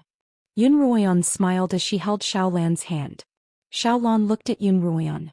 Yun Ruoyan's hair was as black as the clouds, and her eyes were as bright as the stars. She wore a peach blossom veil, but her face was even more delicate than a peach blossom. She was truly so beautiful that she couldn't help but be delighted. "Miss Ruoyan, do you have any other instructions?" Yun Ruoyan took out a green jade bracelet from her sleeve and put it on Xiao Lan's wrist. "Miss, I can't accept this." Xiao Lan hurriedly retreated, but Yun Ruoyan held her hand. "This is a gift for you. The phoenix flower you drew for me is very beautiful and I like it very much. Xilan has already embroidered it on my pillow, and I'd like a smaller version of the same design to embroider on my shoes. Sister Xiao Lan, do you have time to draw it for me?" Since it was a gift for her, Xiao Lan couldn't refuse. She quickly agreed that she would draw it for her when she was free. After entering the room, Xiao Lan showed the bracelet to the Yun matriarch, who nodded slightly. "Since it's for you, you should keep it. This child has been holding back for so long, but in the end he still asked." Mrs. Liu closed her eyes, but she was not as sleepy as before. "Isn't Master a little too harsh on young Master and Miss Ruoyan, forbidding them from communicating with each other?" Xiao Lan asked. "Miss Ruoyan is quite pitiful. She clearly misses her brother, but she doesn't dare to ask him directly. She beat around the bush for a long time before finally asking him. Madam, didn't you see Miss Ruoyan's disappointed expression when you said that there was no news? It was heartbreaking." The Yun matriarch sighed. "Xiao has a stubborn temper and he's extremely protective of Ruoyan. 3 years ago when he came back to report on his duties, he beat up his fourth uncle's son Nguyen in order to protect Ruoyan. If he finds out that Ruian has been expelled from the academy, he'll surely make a scene. Then won't young master find out about Miss Ruian's expulsion when he returns? Xiaolon asked worriedly. Things are different now. A faint smile appeared on the Yun matriarch's aged face. Ruian worked hard and earned the right to enter Kongming Academy with her own abilities. Even if Xiao returns, given Ruian's intelligence, I doubt she'll complain to him. Back in the rippling courtyard, Hongyu brought Ling Lan into the inner room. Madam An was already growing impatient. What took you so long? She asked coldly. Ling Lan was still trembling. Madam, Xilan dragged me into the main kitchen, saying that she'd make some soup for Miss Ruan while the kitchen maids were on their lunch break. She had me light a fire for her, and it took me almost an hour before I was free. Madam An glanced at Hongyu, who nodded slightly. Only then did Madam An's expression improve. Did you put anything I gave you in the soup? Yes, Ling Lan replied, her head lowered. Whenever I have the chance, I'll put some into Miss Ruian's food. But it smells of alcohol, and Ling Lan doesn't dare to put too much at a time. Madam An nodded. Just keep doing it like this. You can go back now. By this time Ling Lan was so nervous that her heart was about to leap out of her chest. This was the first time she'd ever lied to Madam An. Fortunately, she'd always given off the impression that she was afraid of everything, so she didn't have to hide anything. Hearing that Madam An wanted her to go back, Ling Lan heaved a sigh of relief. She nodded and was about to leave when Madam An called her back. Here, this is your reward. Madam An handed a small piece of silver to Hongyu, who in turn handed it to Ling Lan. As long as you do your job well, Madam An won't mistreat you, Hongyu said. Ling Lan gratefully accepted the silver and bowed profusely. Only then did Madam An wave her hand in satisfaction, indicating that she could leave. In the courtyard of her cottage, Peony and Xilan were busy sewing. Ling Lan held a handkerchief in her hand as she pretended to sit on a bamboo chair. Mimicking Madam An, she said, "How's life in the Tinglan residence lately? You have to keep a close eye on them lest they cause any trouble. Also, don't let them discover you." Ahem. Ling Lan coughed a couple of times and changed her sitting position. She raised her arm and spread out her palm. Here, this is your reward. Peony and Xilan couldn't help but burst out laughing. Instead, they rubbed their stomachs and laughed so hard that they couldn't catch their breath. Well done, Ling Lan. Xilan clutched her stomach and pointed at Ling Lan with a trembling finger. I thought you were an honest girl, but you're even more mischievous than I am. That's enough. Peony smiled at Xilan. It's all because of your bad influence. Just then Yun Ruian walked into the courtyard with the box in her arms. When she saw the three maids laughing as if they'd gone mad, she was a little confused. What's the matter? Why were you laughing so hard? Tell me about it, Miss Yun. Xilan immediately jumped up from the stool and repeated what Lily of the Valley had done just now. As expected, Yun Ruian was also amused. She looked toward Ling Lan. Ling Lan had long since stood up from her bamboo chair and was standing respectfully by the side, her head bowed and her face bright red. Suddenly, Ling Lan raised her head and fished out a piece of silver from her pocket. Miss, this is a reward from Madam An. Yun Ruian's gaze moved from the silver in Ling Lan's hand to Ling Lan. The Yun family's maids all had uniforms corresponding to their rank, and Ling Lan was a third-rank maid. She wore a sackcloth, but third-rank maids had to buy their own shoes. Ling Lan's shoes had already been patched up quite a few times. Keep it for yourself. Buy yourself a good pair of shoes, Yun Ruian said. Miss Yun was concerned about her shoes. Ling Lan's heart warmed and she almost teared up. Back in Yun Ruyao's cottage, Madam and Yun Ruyao and the others had gathered once more. We really can't let this demon live, Madam An said. Even Madam An is bewitched by her. Qianying continued, first the crown prince, then Madam An, then father. Once everyone's bewitched by her, the entire Yun family will fall into her hands. Then what should we do? Yun Ruoyu was a little flustered. Everyone present hated Yun Ruoyan, but only she and Qianying hated her so much that they wanted to skin her alive. Mother, didn't you have someone drug her with realgar wine? Why isn't it working? Yun Ruoyao asked. This demon's cultivation is quite high. Ordinary realgar wine probably won't work on her, Madam An replied gravely. Then what should we do, Mother? You have to think of something else. We can't let her rebel. Yunruoyu cried out. Madame N glanced sideways at her, clearly annoyed by her sister's incessant chatter. If ordinary realgar wine won't work. Madame N smiled sinisterly. In that case we'll have to use something big. Yunruoyu and Yi Qianying couldn't help but look toward Madame N. What is it?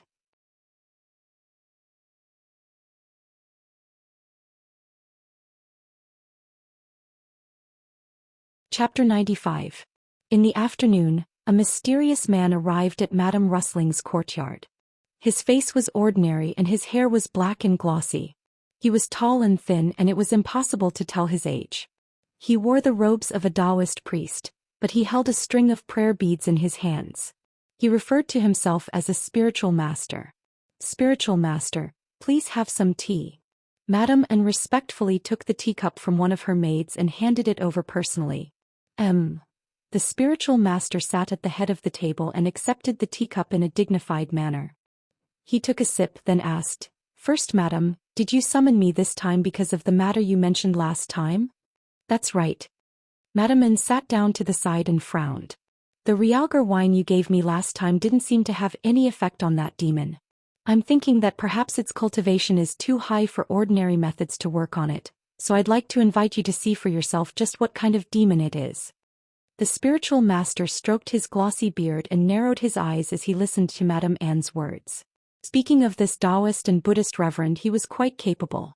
Before Madame Anne was married, a red fox raised by a concubine with the surname Wang had become a demon. The fox shared the concubine's bed every night, absorbing her spiritual energy. As a result, the beautiful concubine had been reduced to a skeleton. Madame Anne's father was quite fond of the concubine, and old Master Anne sent for all the physicians in the county to examine her. In the end, however, they all came to the same conclusion.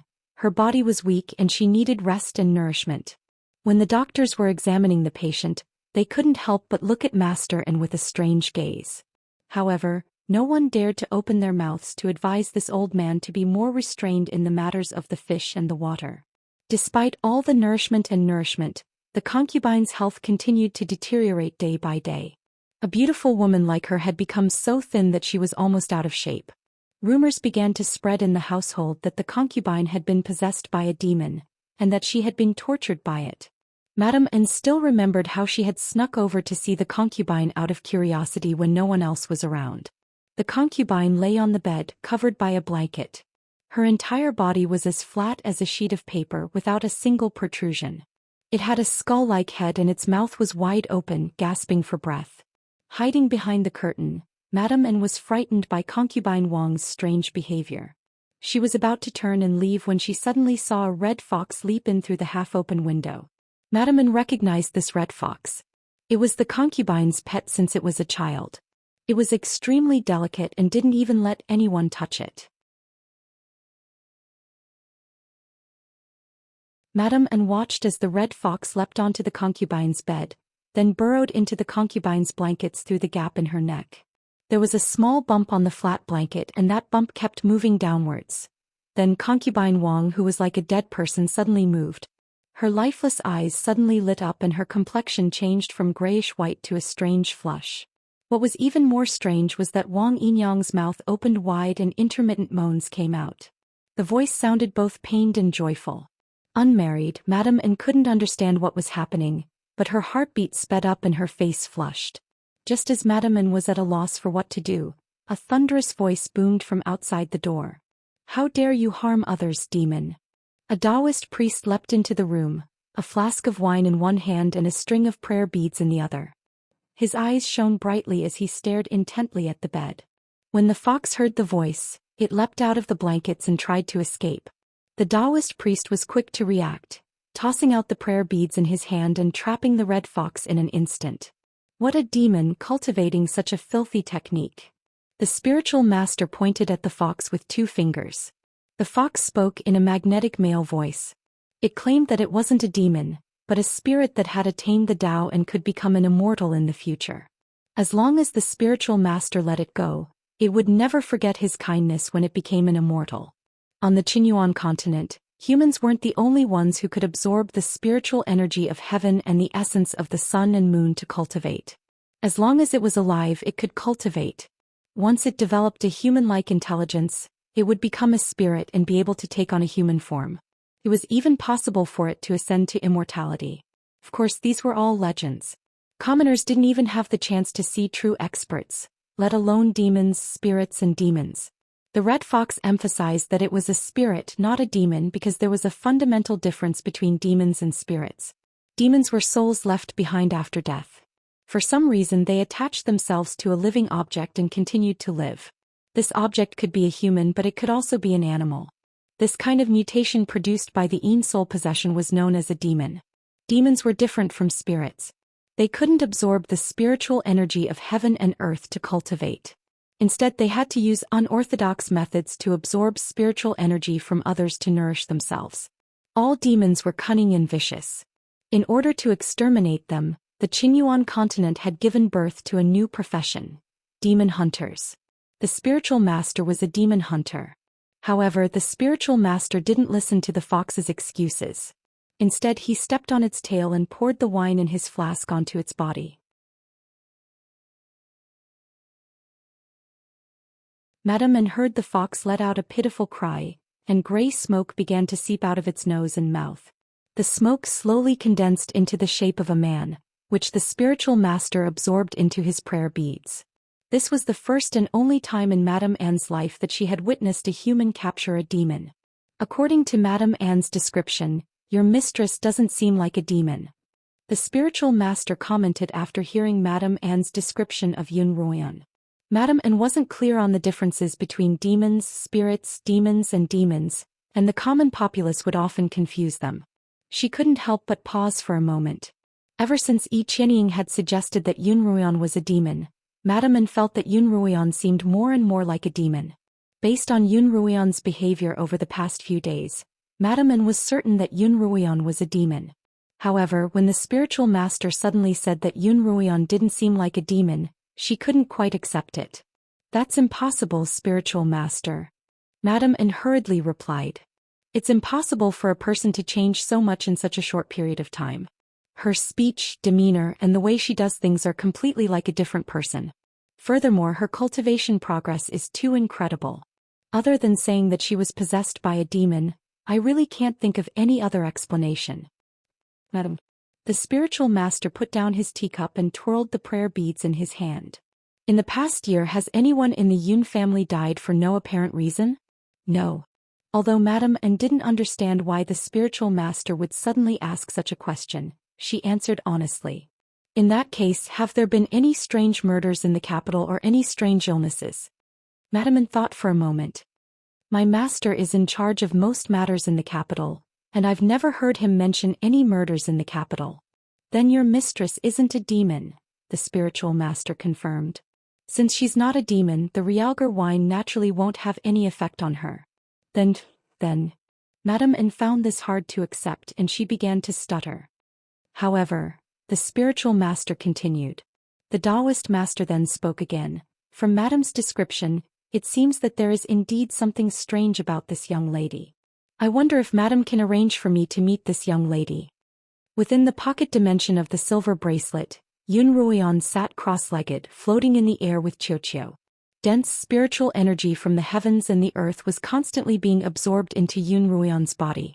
Then she used an energy-gathering technique to condense the spiritual energy into a spiritual vortex in her dantian. The amount of white spirit mist in his spiritual sea increased and became denser and denser. After a long time of condensation, the density and quantity of the spirit mist increased. Finally, Yun Ruoyan could feel her spiritual vortex slowly expanding. As it did, Yun Ruoyan's exhaustion grew more and more intense. "Mistress, Qiu, mistress." Qiu called out. "Mistress, you've been cultivating for an entire day and night.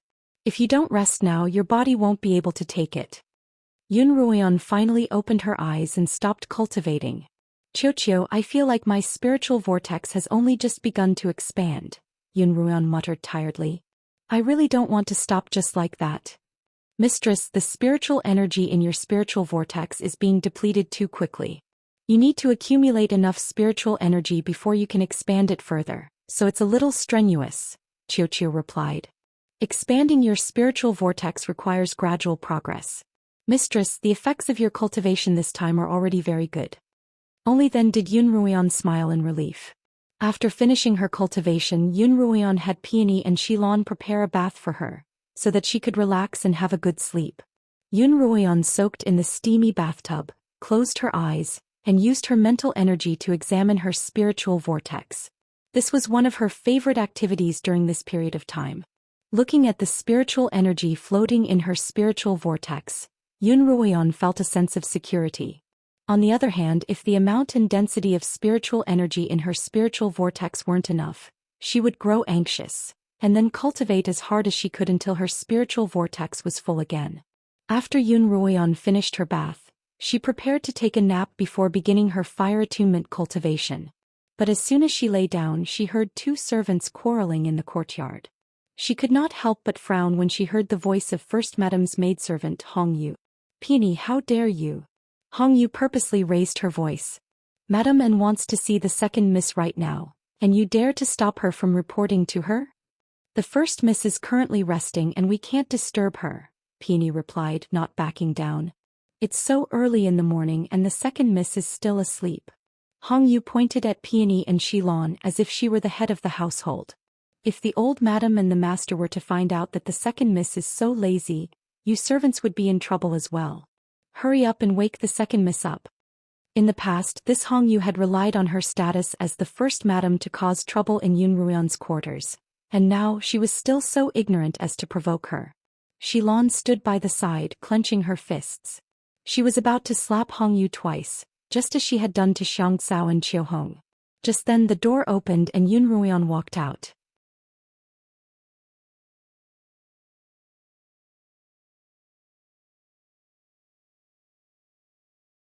Chapter 96. Yun Ruoyan walked out of the room frowning unhappily. "Second miss, you're finally awake." Hong Yu was very pleased that she had finally managed to get Yun Ruoyan up. "Madame N asked me to invite you over to discuss something with her." Yun Ruoyan, however, treated Hong Yu as if she were invisible. She looked at Peony and Xilan. "Where did this bird come from so early in the morning? It's so noisy that I can't sleep in peace." Hong Yu's expression changed when she heard Yun Ruoyan refer to her as a bird, but she didn't dare argue. During this period of time she had heard from Madame N and the three misses that Yun Ruoyan wasn't human, and she had also heard from Xianxia and Qiuhong that this second miss possessed a spell that caused heartache. As a result, she was still a little wary of Yun Ruoyan. Peony was about to reply when Xilan interrupted. "Miss, it's not a bird. Miss, it's not a good bird. Should we beat it out?" "Sure, go ahead," Yun Ruoyan replied coolly. Xilan rolled up her sleeves, picked up a broom from the corner of the room and was about to hit her. Hong Yu jumped back in fright. She hadn't been to her rooms in a long time, and she hadn't expected that not only Yun Ruoyan, but even Xilan and Peony seemed to have transformed into completely different people. Hong Yu thought that it was not only the second Mississippi. Perhaps everyone in the yard was possessed by a monster. "Xilan, you dare to hit me?" Hong Yu was forced to the door of the courtyard by Xilan. She pointed at Xilan and bluffed. Xilan raised the broom in her hand. "So what if I hit you? Do you still think I'm that easy to bully?" Xilan swung the broom at Hong Yu, who screamed and jumped out of the courtyard. She hurriedly said that Madame N had something urgent to discuss with Yun Ruoyan in Madame An's quarters, and then ran away as fast as she could. As Xilan watched Hong Yu run away, she put her hands on her hips and laughed heartily. "Miss, it's been a long time since Madame N sent anyone to cause trouble." Peony's smile faded. "What's she up to this time?" Yun Ruoyan's lips curled into a cold smile. "Against someone like Madame N she couldn't afford to hide. If she wants to harm you, the best way is to confront her. Let's see who will be the unlucky one in the end. Peony, help me comb my hair. I'm going to the rippling courtyard." Yun Ruoyan turned and returned to her room. She arrived at Madame Anne's rippling courtyard, dressed in a light-colored blouse, a lotus petal veil and a simple hair bun. As soon as Yun Ruoyan entered the courtyard, she was greeted by a sea of red peonies, accentuating the grandeur of the manor. Madame N, who was also dressed in a peony red dress, walked up to greet her. "Ruoyan, you're here. Come in, the sun's going to get hotter soon." Madame N took Yun Ruoyan's hand and led her into the house. With a smile on her face, Yun Ruoyan obediently let her pull her into the house.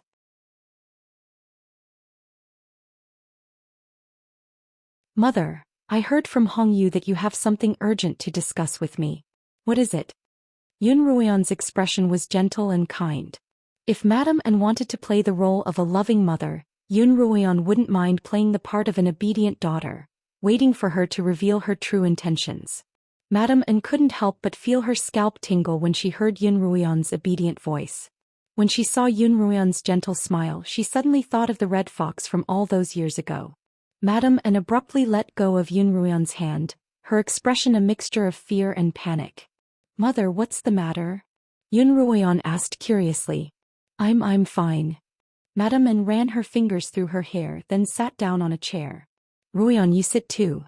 Yun Ruoyan nodded. Yun Ruoyan was a little puzzled. What was wrong with Madame An today?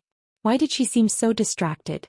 Madame An had a maid serve tea and Yun Ruoyan took 2 sips. Seeing that Madame An still hadn't moved, she asked, Mother, didn't you have something to discuss with me? I'm going to pay my respects to grandmother in a bit. Oh, it's like that, Madame An began. Only then did Madame An begin. When my nephew went out hunting, he caught a red-furred fox and he skinned it and gave it to me. I thought it was too bright, so I thought of you. If you'd like it, you can take it home and make it into a scarf or something. As she spoke, Madame An glanced at Yun Ruoyan, trying to see if there was anything amiss with her expression. Although the spiritual master had determined that Yun Ruoyan wasn't a demon, Madame An still felt as if Yun Ruoyan had been possessed by a fox demon. As a result, she had come up with this method to test the waters. Yun Ruoyan was even more puzzled. Why would she be gifting her a fox skin on such a hot summer day? Mother, such a good thing should be left for Sister Ruyao, Yun Ruoyan protested. How could I accept it? Your eldest sister already has one. Madame An smiled. Your 2 sisters have one as well, so you mustn't reject this fox skin. Otherwise, those who don't know will say that I'm biased. As she spoke, Madame An instructed Hongyu to fetch the fox skin. Madame An took the fox skin from Hongyu's hands and unfurled it. The fiery red fur was very shiny and beautiful, and it was actually of superior quality. Ruoyan, take a look and see if you like it. Madame An looked at Yun Ruoyan with a probing gaze. Yun Ruoyan smiled. It really is, but the color is too bright and it doesn't really suit me. Why don't I give it to Sister Qianying? I'm sure she'll like it. Of course, of course. When Madame An saw that Yun Ruoyan was hesitant, she immediately smiled. You look so good in that fiery red phoenix petal veil. When winter comes, add on a fiery red fox fur waistcoat, and you'll look like a phoenix from afar. Yun Ruoyan couldn't refuse Madame An's sincere offer, and she couldn't see anything strange about the fox skin, so she accepted it.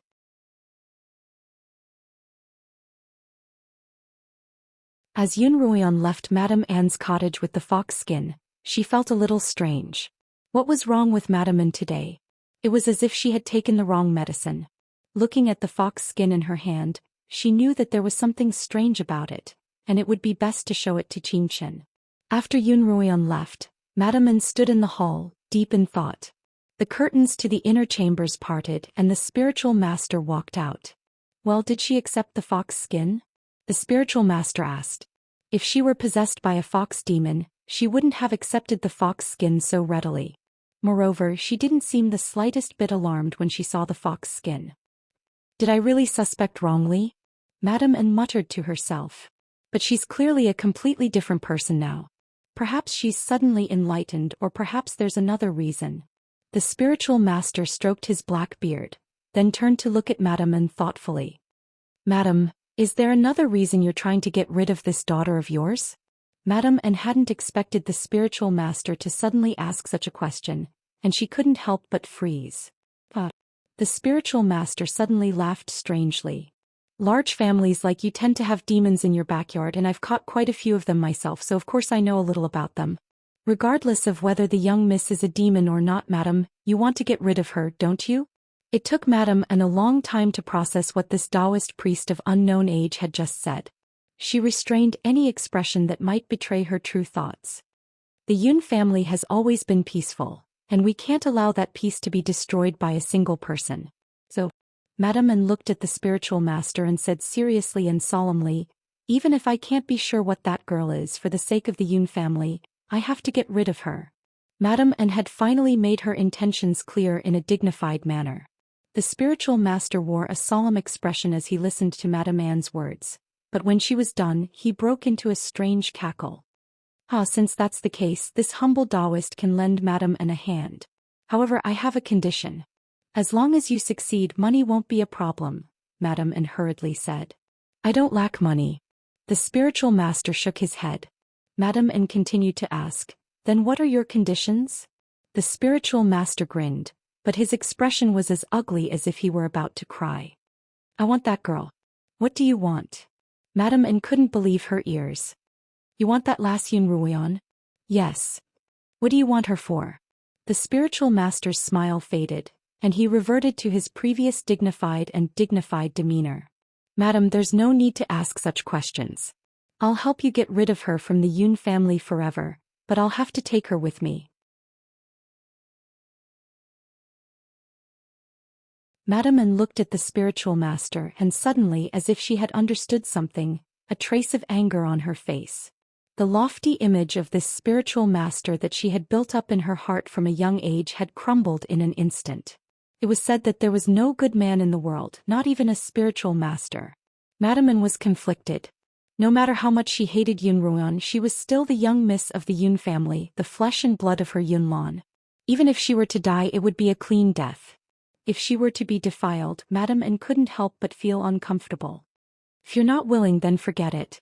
I'll take my leave now. The spiritual master stood up and prepared to leave. I agree. Madame N had finally won over the sliver of kindness in her heart. Yun Ruoyan couldn't be allowed to live any longer. All right. The spiritual master turned to look at Madame N, his heart filled with excitement. As soon as Yun Ruoyan entered the room, he had discovered a secret that was even greater than the heavens. This demon that Madame N had been talking about was actually a human furnace that only appeared once in 100 years. The spiritual master had never been particularly talented in cultivation. Apart from his cultivation as a blade master and his ability to capture demons, he had no other skills. After many years of cultivation and various techniques, he had managed to reach the peak of 9th rank as a blade master. One more breakthrough and he would reach the realm of a sword saint. But that was almost impossible. As far as he knew, no human on the Qinyuan continent had ever been able to reach the realm of sword saint. He was destined to be stuck at the bottleneck of a 9th rank blade master. But today the spiritual master finally saw a glimmer of hope. Yun Ruoyan, a human furnace. As long as I can get my hands on her, I'll become one of the strongest human cultivators. The spiritual master's heart trembled with excitement.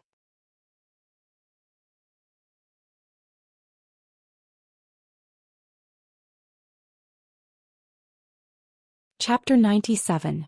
After leaving the Yun matriarch's cottage, Yun Ruoyan went straight to the Yun matriarch's cottage to play a game of cards.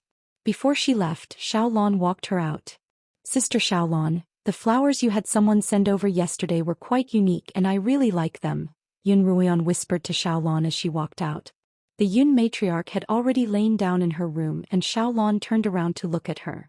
I'm glad you like them, Second Mississippi. They're just small tricks. Sister Xiaolan, don't be so humble. You're the most talented girl in our backyard. Yun Ruoyan praised her sincerely. Xiaolan was an old servant of the Yun matriarchs, and she was one of the Yun family's daughters. What was rare was that Xiaolan wasn't like vanilla Hongyu, and the others who liked to bully others and consider everyone beneath them. She was generous, intelligent, and skilled in embroidery, tea, and cooking.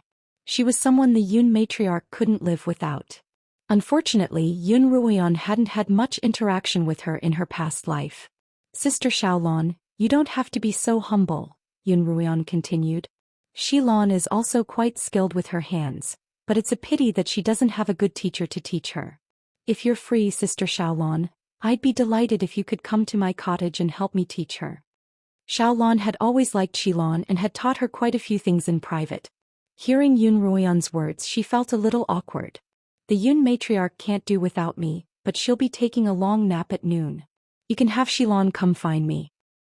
In that case, I'll thank you on Xilan's behalf. Yun Ruoyan happily grabbed Xilan's hand. On her fair wrist was the green jade bracelet that she had given her, and it was a beautiful sight. This bracelet had been left behind by Lin Yuemei, and it was considered to be above average among the jewelry she had left for Yun Ruoyan. When Yun Ruoyan had asked Peony for it, the girl had been quite reluctant to part with it, saying that there wouldn't be much left of the Yun matriarch's belongings. To tell the truth, Yun Ruoyan had been a little reluctant to part with it. Lin Yume's belongings weren't just treasures. They were also a form of remembrance. But at this moment, Yun Ruoyan felt that this bracelet was far more meaningful in the hands of a good person than in the box. Her longing for Lin Yume would not lessen because of the number of things she left behind. She would bury her longing for her mother deep in her heart until she found the culprit who poisoned her. Just as she was about to leave, Xiaolon called out to her from behind. Second Mississippi. Yun Ruoyan turned back and smiled at Xiaolon, waiting for her to continue. Xiaolon stepped forward and said in a low voice, "There's news about young master." Yun Ruoyan's eyes brightened and the smile on her face deepened. She tried to suppress the excitement in her heart.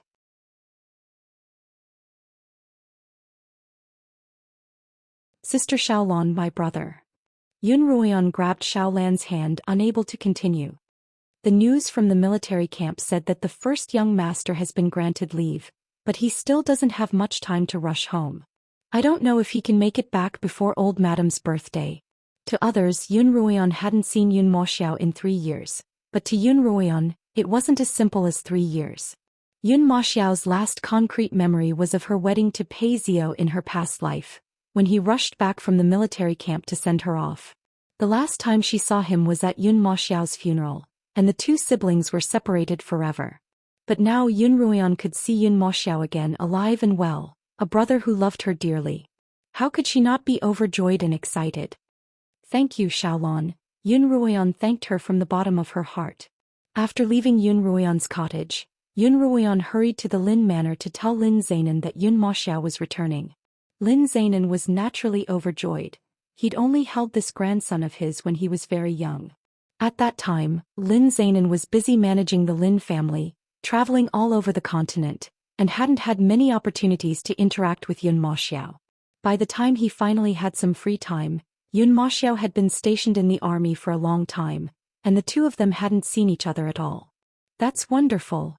Lin Zainan stroked his beard happily, then sighed. "I wonder if Xiao'll be able to stay at home for a few more days this time. When he came back 3 years ago, I wasn't there. Now, as his grandfather, I can only remember his appearance as a baby.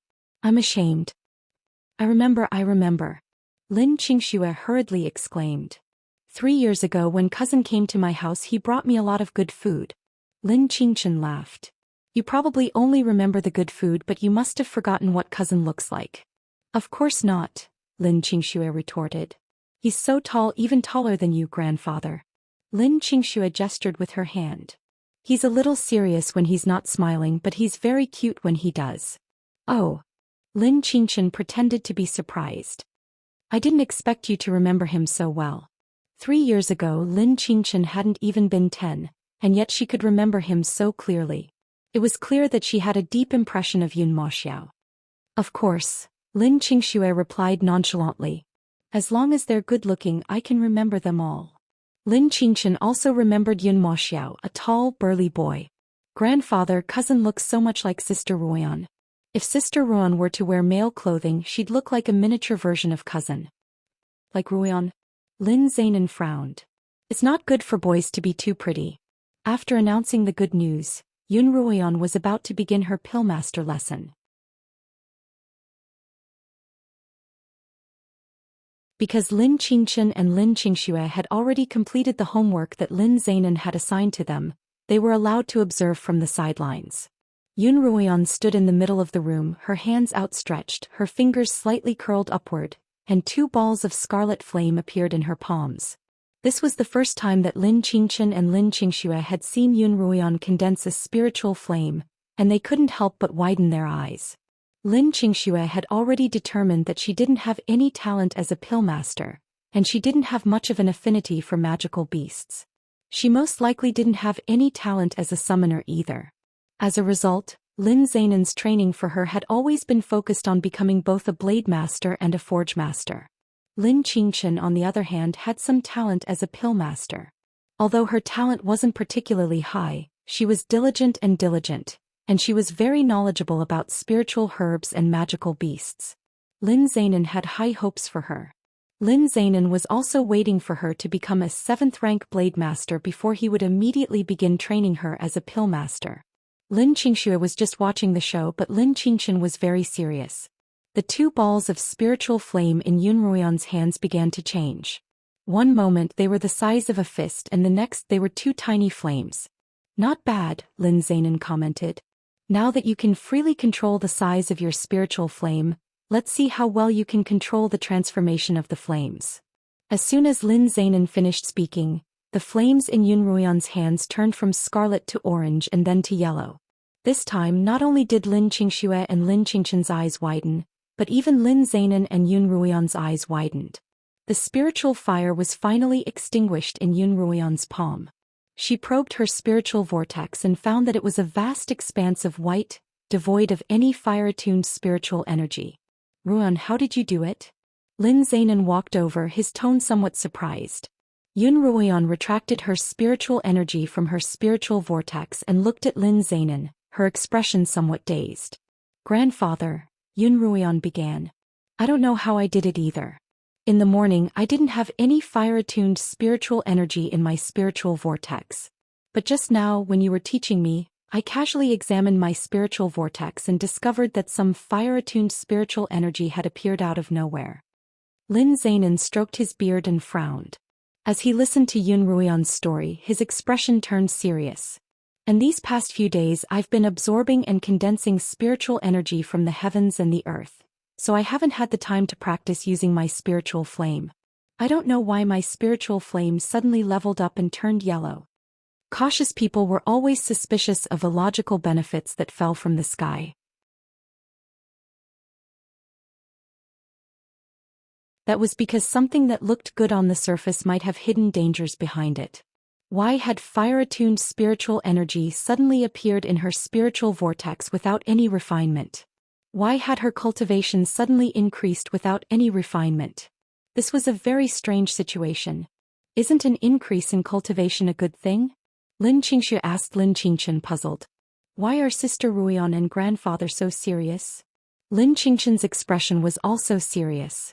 I heard grandfather say that it's rare for one's cultivation to increase by itself, and it could be caused by the confinement of one's spiritual vortex. The confinement of one's spiritual vortex meant that for some unknown reason, one's spiritual vortex would lose its ability to expand.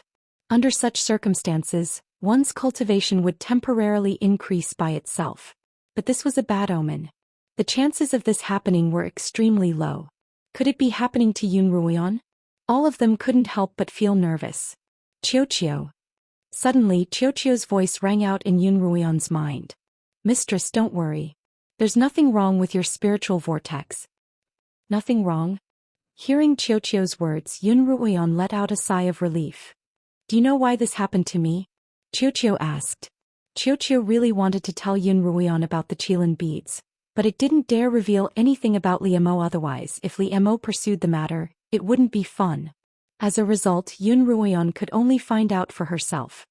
I don't know, Qiu replied. If it's not a problem with your spiritual vortex, then it could be an external cause. Mistress, think about it carefully. Have you come into contact with any spiritual objects that can increase your cultivation? Even if I can't say it directly, I can at least lead Mistress to a guess. If she guesses it herself, then it's none of my business. You're with me every day.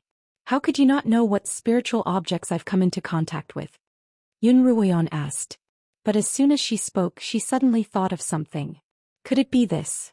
Yun Ruoyan hurriedly rolled up her sleeves, revealing the bracelet and the Qilin beads for Lin Zainan to see. Grandfather, can you see if there's anything strange about these beads?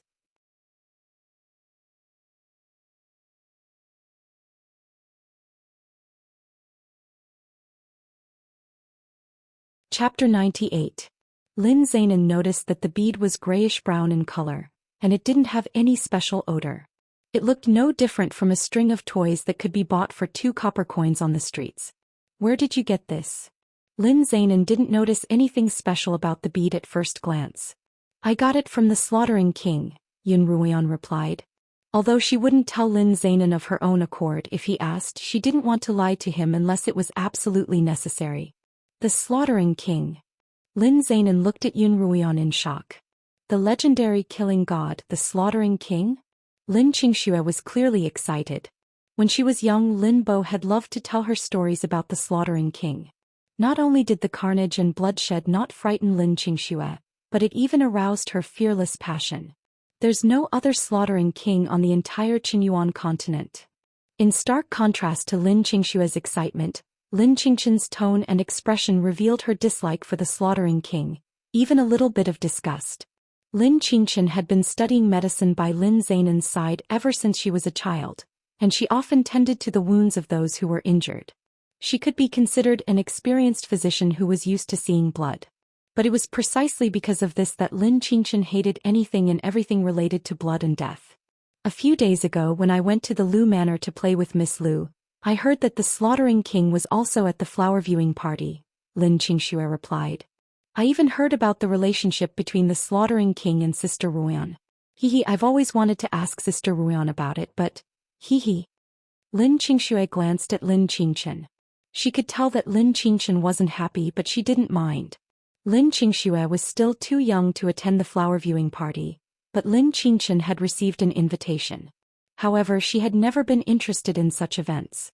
She would rather spend her time researching spiritual herbs and beasts in her bamboo garden than accompanying a large group of people and putting on an act. As a result, she pretended to be ill and didn't go. Lin Xianxia stared at Yun Ruoyan, her eyes burning with curiosity. As soon as she heard the news, she had hurriedly told Lin Qingqian about it. If Lin Qingqian hadn't stopped her, she would have taken every opportunity to ask Yun Ruoyan about it. After all, this was something to be proud of. However, Lin Qingqian said that the Slaughtering King's actions had always been unpredictable. One day he wanted to marry someone and the next he wanted to kill someone. Therefore, there was no need to publicize this matter. It would be best not to tell even his maternal grandfather lest he would worry.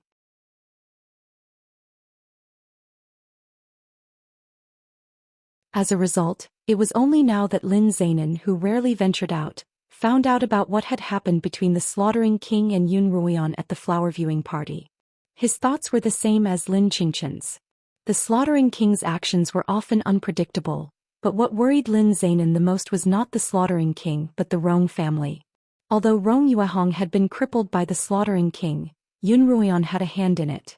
The head of the Rong family, Rong Tianling, was a vengeful man. Since he couldn't afford to offend Li Mo, Yun Ruoyan would be the next target. Grandfather, don't worry. No matter what, I'm still the sole wife-born daughter of the Yun family. Unless he has a valid reason, Rong Tianling wouldn't dare do anything to me. Yun Ruoyan replied fearlessly. Lin Zainan didn't ask Yun Ruoyan how she had obtained the bead from the Slaughtering King. He only told her that although the bead didn't look like anything special, since it belonged to the Slaughtering King, it definitely wasn't simple. It might even be a spiritual tool that could aid in cultivation. Yun Ruoyan looked at the bead on her wrist and suddenly remembered that it had been a long time since that annoying fellow had bothered her. At that moment, Li Mo was on his way back from the Yu Kingdom. 10 days ago he had received news from the Yu Kingdom that the remnants of the shamanic tribe had been discovered. As soon as Li Mo received the news, he had rushed over and finally learned from an old shamanic about the origins of Yun Ruoyan's poison. What's more, there was something else that even Li Mo hadn't expected. 2 days passed in the blink of an eye. During these 2 days, Yun Ruoyan would spend a lot of time in her residence. She knew that if Yun Maxiao were to return, he would definitely pay his respects to her grandmother first. But in the end, Yun Ruoyan didn't get to see him before the Yun matriarch's birthday banquet. Early in the morning, when the moon was still high in the sky, the Yun household was already bustling with activity. By the time the sky brightened, everything was ready and all that was left was the arrival of the guests. Compared to its usual tranquility, Yun Ruoyan's residence was a little crowded today. Yun Ruoyan had arrived a little earlier than when she had come to pay her respects a few days ago, but today someone had arrived before her. "Mother, you look really energetic today." Madame An personally helped the Yun matriarch dress and comb her hair. She stood behind the Yun matriarch and inserted a jade phoenix hairpin into her snow-white hair in front of the mirror. The Yun matriarch didn't like to wear red, but she couldn't be too plain on her birthday. She was dressed in a sapphire blue satin dress, embroidered with 999 longevity characters. Her sleeves and skirt were similarly embroidered with auspicious clouds. Indeed, she looked quite spirited. Madame N, on the other hand, was dressed in a bright red pleated dress embroidered with peonies. Paired with a complicated headdress, she looked even more regal than the Yun matriarch. The Yun matriarch looked at her children and grandchildren who were surrounding her. Yun Ruoyao, Yun Ruoyu, Yi Qianying, and a few of her concubine-born granddaughters were all dressed in gorgeous formal dresses and expensive headdresses. Gathered together, they were a sight to behold. Yun Ruoyan stood quietly in a corner. Although she was also dressed in a festive red dress, she appeared much plainer compared to the rest of the girls. If one didn't pay attention, they would surely overlook her. However, if they were to look at her alone, they would surely be stunned. Yun Ruoyan wore a veil that was almost the same color as her skin, and her face was as beautiful and pure as a dewy flower bud. The red semi-vertical collar dress accentuated the curves of her body, giving her a hint of maturity. Pure elegance and a hint of maturity appeared on the same person, but they didn't seem to clash at all. The Yun matriarch nodded in satisfaction before turning her gaze away from Yun Ruoyan and back to Madame N. It's a good idea to dress up on such a grand occasion. Grandmother, may you live a long life. A youth dressed in purple walked in and bowed to the Yun matriarch. Muyuan. The Yun matriarch gestured for him to stand up. When did you return with your father? Yun Moin straightened up and replied, I rushed back late last night. Father was outside talking to my uncle and I couldn't wait any longer, so I came to pay my respects to you, grandmother. The Yun matriarch only had one legitimate son and one legitimate daughter, but she had 3 illegitimate sons and 2 illegitimate daughters.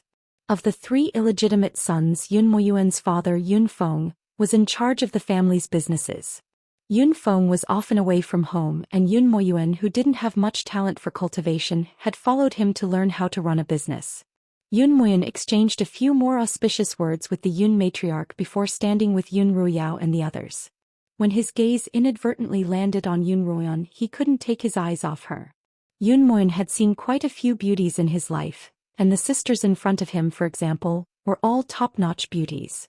They were the cream of the crop and they were the cream of the crop. But the girl in the corner had a distant, illusory beauty to her. Her beauty was alluring but also unapproachable, like a mirage.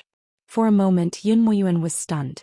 When Yun Ruoyan felt his gaze, she couldn't help but reveal a look of disdain. When Yun Moyuan saw the girl in front of him suddenly look at him and then roll her eyes at him, he couldn't help but blush. He didn't know that in the few months that he had been away, Yun Ruoyan had changed. In his mind, Yun Ruoyan was still an ugly girl who couldn't be seen in public, and he wouldn't have the slightest connection with this beautiful lady in front of him. Sister Ruoyu. Yun Moyuan finally shifted his gaze away from Yun Ruoyan and whispered to Yun Ruoyu beside him, which aunt's daughter is wearing that red dress? He was familiar with all of his uncle's daughters, but his 2 aunts had married far away, so he wasn't familiar with them. Cousin, be careful. That's a fox demon that only knows how to seduce people. Yun Ruoyu had long since noticed Yun Moyuan's infatuated expression. Sister, don't joke around, I'm serious. Yun Moyuan thought that she was being sarcastic. Yun Ruoyao tilted her head and said coolly, That's Yun Ruoyan, the girl you fought with before. Don't you recognize her? What? It's her. Yun Moyuan couldn't help but raise his voice, his face full of disbelief. Yi Qianying looked over, and a sneer that no one noticed flashed across her lips. Yun Moyuan wiped his eyes with his sleeves before looking at Yun Ruoyan once more. Finally, he could see some traces of the ugly girl he'd once despised in her. How could it be her? She was clearly an ugly freak. How could she have transformed into a fairy? Yun Moyuan's face finally turned into one of bewilderment. It's getting late and the guest should be arriving soon, the Yun matriarch spoke up.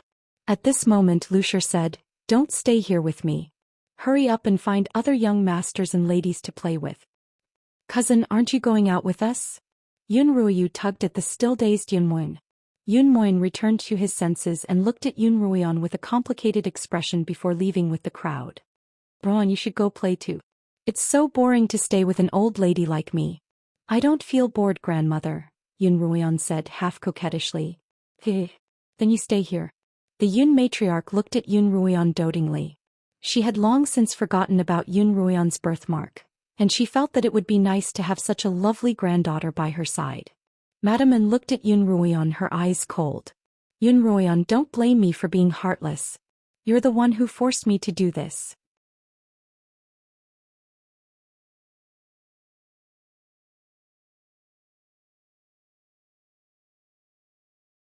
Chapter 99. After the crowd left, peace returned to the Yun manor, but the front gates were bustling with activity. All sorts of carriages and horses filled the wide road, leaving only a small path in the middle for people to walk on. Yun Lan was personally welcoming the guests at the front gates when a servant in charge of arranging the carriages hurriedly ran in from the side door. Steward Wu was arranging for the guests to send their gifts into the warehouse. When he saw the servant's head down and not looking at the road, he yelled at him, "Stop! What are you so flustered for? I won't forgive you if you offend a guest." The servant raised his head, his face full of grievance. When he saw Steward Wu, he immediately walked over. "Steward Wu, quickly report to the master that Rong Tianling's carriage is here," but he refused to stop at the entrance and insisted on driving all the way to our front gates. "I said no and he hit me." The servant showed the side of his face he had been covering to Steward Wu. The red handprint on his face was swollen. Although he had been ruthless, he hadn't used any spiritual energy, or he would have killed the servant with a single slap. Regardless of Rong Tianling's status, his domineering personality alone was enough to make everyone in the capital fearful of him. Steward Wu didn't dare delay any longer and immediately reported the matter to Yun Lan. The smile that Yun Lan had maintained for a long time disappeared in an instant. Yun Lan had long since learned of what had happened at the flower viewing party from Yun Ruoyao and the others, and he had even specifically sought out Yun Ruoyan. Yun Lan could also sense that Yun Ruoyan's temper was becoming more and more aggressive, and he wanted to use this opportunity to teach her a lesson so that she wouldn't cause more trouble for the Yun family in the future. What Yun Lan hadn't expected was that Yun Ruoyan's few words had rendered him speechless, and he had no choice but to let the matter rest. Yun Lan could still clearly remember how Yun Ruoyan had rebutted him that day. He had ordered Yun Ruoyan to kneel in the ancestral hall as punishment, and Yun Ruoyan had asked herself what she had done wrong. Yun Lan had said that she was arrogant and overzealous, and that she had made enemies for the Yun family. "In that case, Ruan, may I ask, father, if that Miss Rong challenged me to a duel, should I, the sole wife-born daughter of the Yun family, cower in front of all the scions of the capital?" Yun Ruoyan stared directly into Yun Lan's dark eyes. She didn't even feel the slightest bit of respect, let alone retreat. Rong Yuehong's attacks were vicious. She tried to use her spiritual energy to crush me, but I didn't want to be crushed, so I fought back and defeated her. In the end, not only did she refuse to stop, she even used her spiritual needles to kill me on the spot.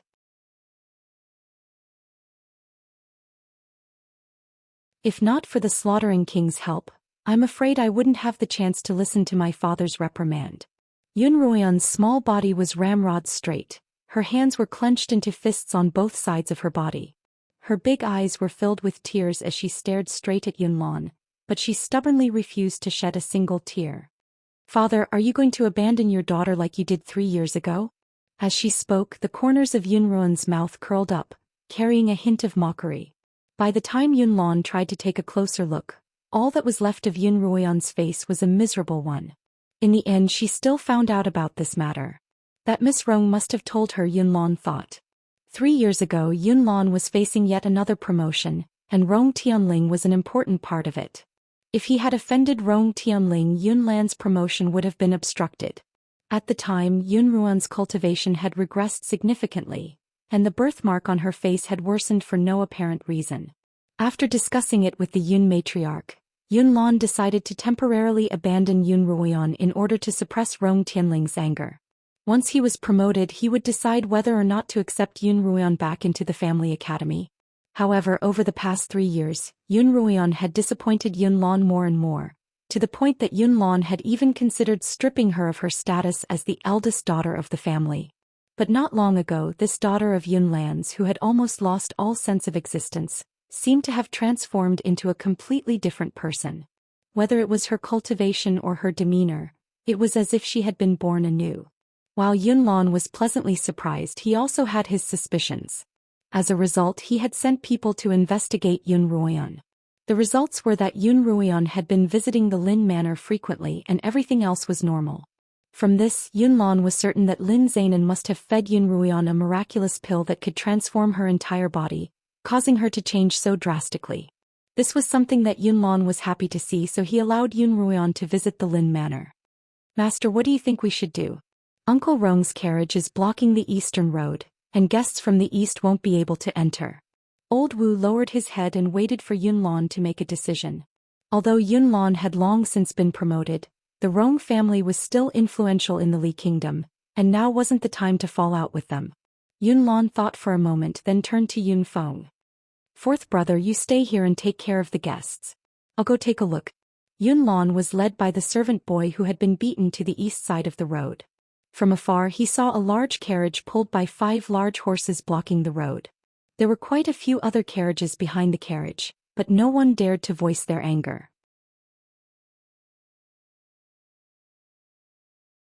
Some of the more anxious ones had driven their carriages to the western road, but it was only noon, and there were still many guests who wanted to use this road. If they went to the western road would be blocked as well. "Uncle Rong, please forgive me for not coming out to greet you." Yunlan called out to the carriage from afar. This time he used his spirit force and his voice traveled far away with the fluctuation of spirit force. The curtains of the carriage were lifted and Rong Tianling poked his head out. He had thick eyebrows, a tiger's eyes and a bull's nose. His beard was neatly trimmed and his robes were purple, gold and blue. "Official Yun, your family's road isn't good enough," Rong Tianling mocked. "I've made a fool of myself in front of you." Yunlan was unfazed by Rong Tianling's mockery. He walked up to the carriage and smiled. "Uncle Rong, please alight from the carriage and come to my manor. I'll be sure to offer you tea as an apology." Yunlan had always been a strict man at home, but he was known as a smiling tiger in the bureaucracy. The smile on his face was warm and friendly, but it didn't reach his eyes at all. What a smiling tiger. Not long ago he had sent someone to Yunlan's manor to demand an explanation for Rong Yuehong's matter, but Yunlan had refused to see him on the grounds that he was busy with official business. Rong Tianling had gone to the palace to complain, but his sister, the Empress, had reprimanded him for not teaching his daughter properly. Even the Emperor's brother-in-law, who had always been respectful to him, had ignored him. Rong Tianling's anger had been simmering. Rong Tianling had long since prepared to make a scene in front of everyone. "Humph." Rong Tianling snorted coldly. "It's easy for me to get off the carriage, but there's someone inside. What do you think we should do?" Rong Tianling lifted the curtains, revealing a haggard woman within. Yunlan raised his eyes and couldn't help but frown. The woman sat limply on the cushions of the carriage. Her eyes were sunken and her face was waxy yellow. Her bony body was wrapped in an extravagant dress. His sparse, withered hair was barely fastened with jewels. He gave off the feeling of a skeleton wrapped in silk and satin. It was incomparably strange. "Rong Tianling, what is the meaning of this?" Yunlan finally stopped smiling. Today was the Yun matriarch's birthday, but Rong Tianling had sent a sickly woman to block his doorstep. This was clearly looking for trouble, and no matter how good-tempered he was, he had a reason to explode. "What is the meaning of this?" Rong Tianling raised his voice, pointing at the sickly woman. "Official Yun, do you not recognize her? She's your good niece, my obedient daughter Rong Yuehong." Yunlan's brows furrowed even further. He took a closer look at the woman and finally recognized her.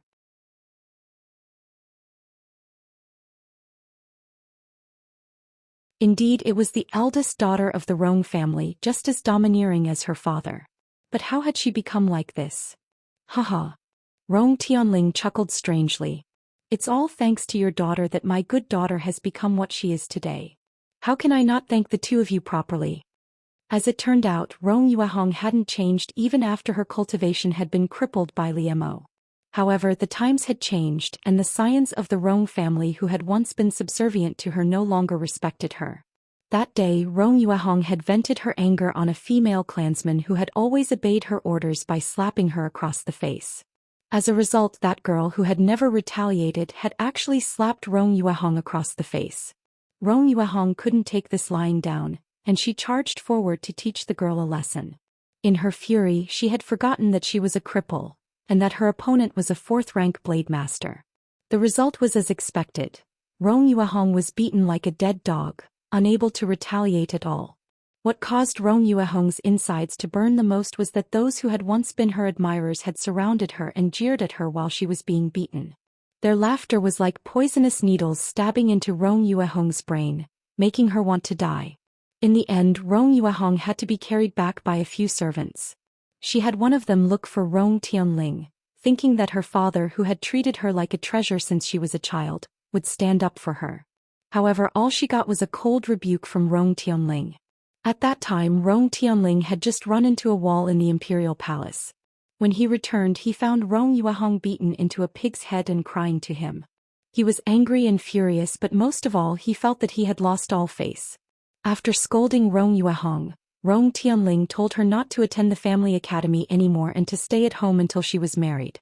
Then with a flick of his sleeves he left. Rong Yuehong sat on the ground in a daze for a long time before she finally realized that she had been expelled from the family academy. In the near future she would become the most unremarkable concubine in a large family. What awaited her was endless mockery and humiliation.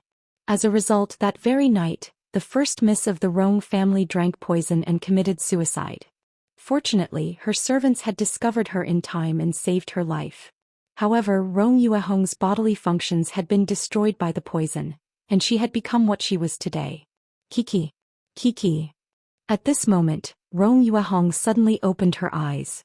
Her mouth was wide open and a strange sound came from her throat. "My dear daughter, what are you trying to say?" Rong Tianling immediately leaned over to listen. After a short while he raised his head and said, "If you want us to get off the carriage, that's fine, but my daughter wants your daughter to carry her."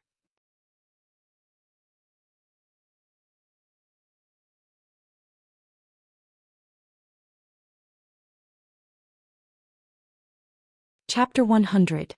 Yun Ruoyan was playing 5-lane chess with the Yun matriarch to kill time.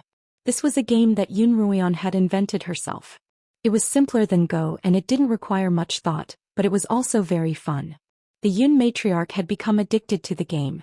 "Grandmother, I don't want to play here." As soon as Yun Ruoyan put down a piece, she immediately wanted to change her mind. No regrets. The Yun matriarch slapped Yun Ruoyan's outstretched hand. "Grandmother, just this once, just this once." Yun Ruoyan tried her most effective method of coquettishness. As expected, the Yun matriarch's heart softened. "Just this once. Don't go back on your word." Alright, just this once." Yun Ruoyan smiled at Xiaolon, who was standing by the Yun matriarch's side.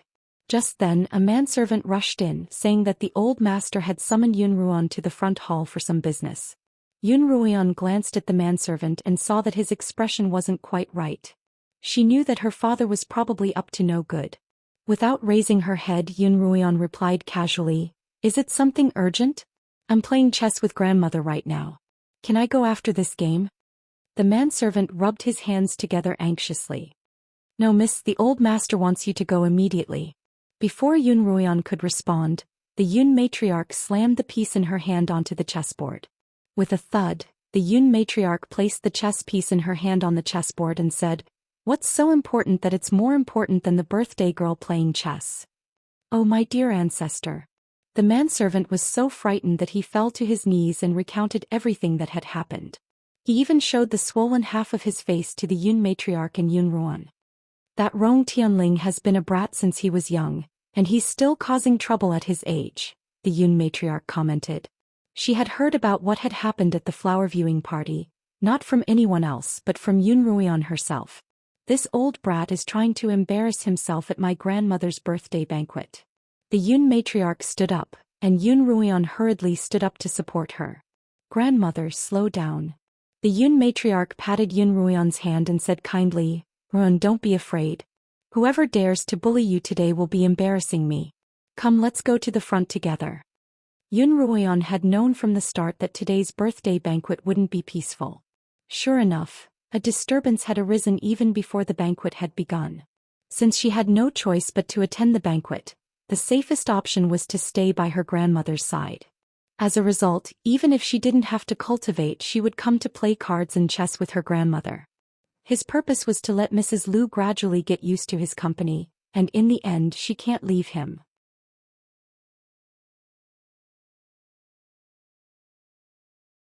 At the start, Yun Ruian had only intended to make use of the Yun matriarch, but as time passed she found that being with her grandmother, making her happy and acting coquettishly in front of her gave her an inexplicable sense of satisfaction. Therefore the fake feelings slowly became sincere. The Yun matriarch boarded the palanquin, and Yun Ruian stood by her side as they followed the servant toward the eastern entrance of the Yun manor. "What's going on? Whose carriage is blocking the road?" A guest who had just arrived asked curiously. "It's the Rong family's carriage and it's been blocking the road for quite a while," someone explained. "The Rong family?" That person had a shocked expression on his face. He suppressed his voice and said, "How could someone as sensible as Lord Yun provoke that overlord? Don't you know? During the flower viewing banquet, the slaughtering king crippled the Rong family's daughter's cultivation for the sake of the Yun family's second daughter. Since the tyrant can't deal with the slaughtering king, nor can he take this lying down, he naturally came to the Yun manor to cause trouble. But that's too much. It's the Yun matriarch's birthday and he's causing trouble. When has this tyrant not been too much? The crown prince and the slaughtering king aren't here yet, and the show will only get more exciting when everyone's here. Let's just watch." More and more people gathered to watch the show. The slaughtering king Li Mo hadn't arrived yet, but the crown prince was on his way. Li Qianxiao didn't want to come at all. Because of what had happened during the flower viewing banquet, he had been grounded by Li Xiu for half a month, and he was incredibly depressed. Moreover, there were two women in the Yun family that he didn't want to see: Yun Ruoyan and Yi Qianying. However, the empress insisted that he go. If it were any other time he wouldn't mind pretending to be ill, but this was a sensitive period. If he were to throw a tantrum, wouldn't the engagement be for nothing? Fortunately, the second prince had finally returned to the palace, and was more than willing to accompany him.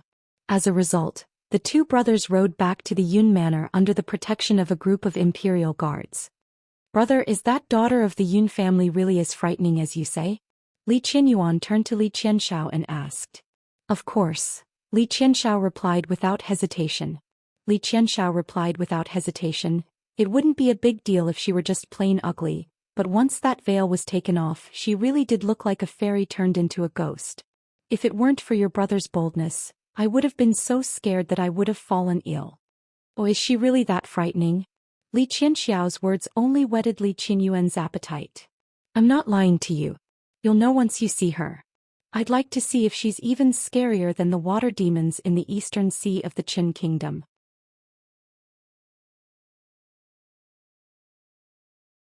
Li Qianyuan raised his slender eyebrows. Compared to his brothers, he was more feminine, having inherited Li Xiu's long, narrow eyes. However, his facial features were quite handsome and his skin was smooth and supple. When he smiled, he looked even more charming than a woman. Rong Tianling grew a little anxious when Yun Ruoyan still hadn't arrived. "Official Yun, is your daughter afraid of people? I've heard that she's incredibly ugly, and at the flower viewing banquet she first tried to seduce the slaughtering king, then threw herself into his arms. The slaughtering king, who then refused to play hard to get, has already become a legend." Yun Lan glanced at Rong Yuehong, who was sitting in the carriage. "If your daughter dares to show her face, why wouldn't my daughter?" However, he couldn't be bothered to argue with her in front of so many people. Seeing that Rong Tianling was about to continue, Yun Lan interrupted. "His Highness, the slaughtering king, will be here today as well. You'd better be careful with your words. If you anger the slaughtering king, things won't end well for you." When Rong Tianling heard this, he shut his mouth. Master, they're here." The servant with a swollen face ran over, shouting as he ran. By the time he reached Yun Lan, he was already out of breath. "What took you so long?" Yun Lan asked. The servant clutched his stomach and gulped. "Master, Madam Yun is here as well." As soon as he finished speaking, the Yun matriarch's voice rang out.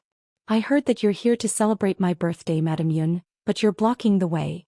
Did the Yun family do something wrong to offend you?" The Yun matriarch sat on a palanquin carried over by the servant. The Yun matriarch's voice was loud and clear, and she didn't sound like an 80-year-old woman at all. When she was young, she had been a powerful cultivator, reaching the peak of 8th rank as a blade master. Even in her old age she still exuded the aura of a powerful cultivator. Rong Tianling finally got out of the carriage and bowed to the Yun matriarch. "Old madam, it's not that I'm being unreasonable, it's just that I, the imperial uncle, can't find a place to reason with." "Humph." The Yun matriarch snorted coldly. "Go look for whoever made you suffer. I heard that the one who crippled your daughter at the flower viewing party was the slaughtering king, and he just so happens to have sent out an invitation today. You can go look for him when he arrives." Everyone knew that the one who had truly injured Rong Yuehong was the slaughtering king, but the Yun matriarch was the only one who would dare point a finger at the slaughtering king. "That's right, Madam Yun's right." Someone who had been stuck in the road for a long time chimed in. "Uncle, you're looking for the wrong person. Since the main character isn't here yet, you should stop blocking the road. It wouldn't be good if we missed the auspicious timing of the banquet. Uncle, please make way."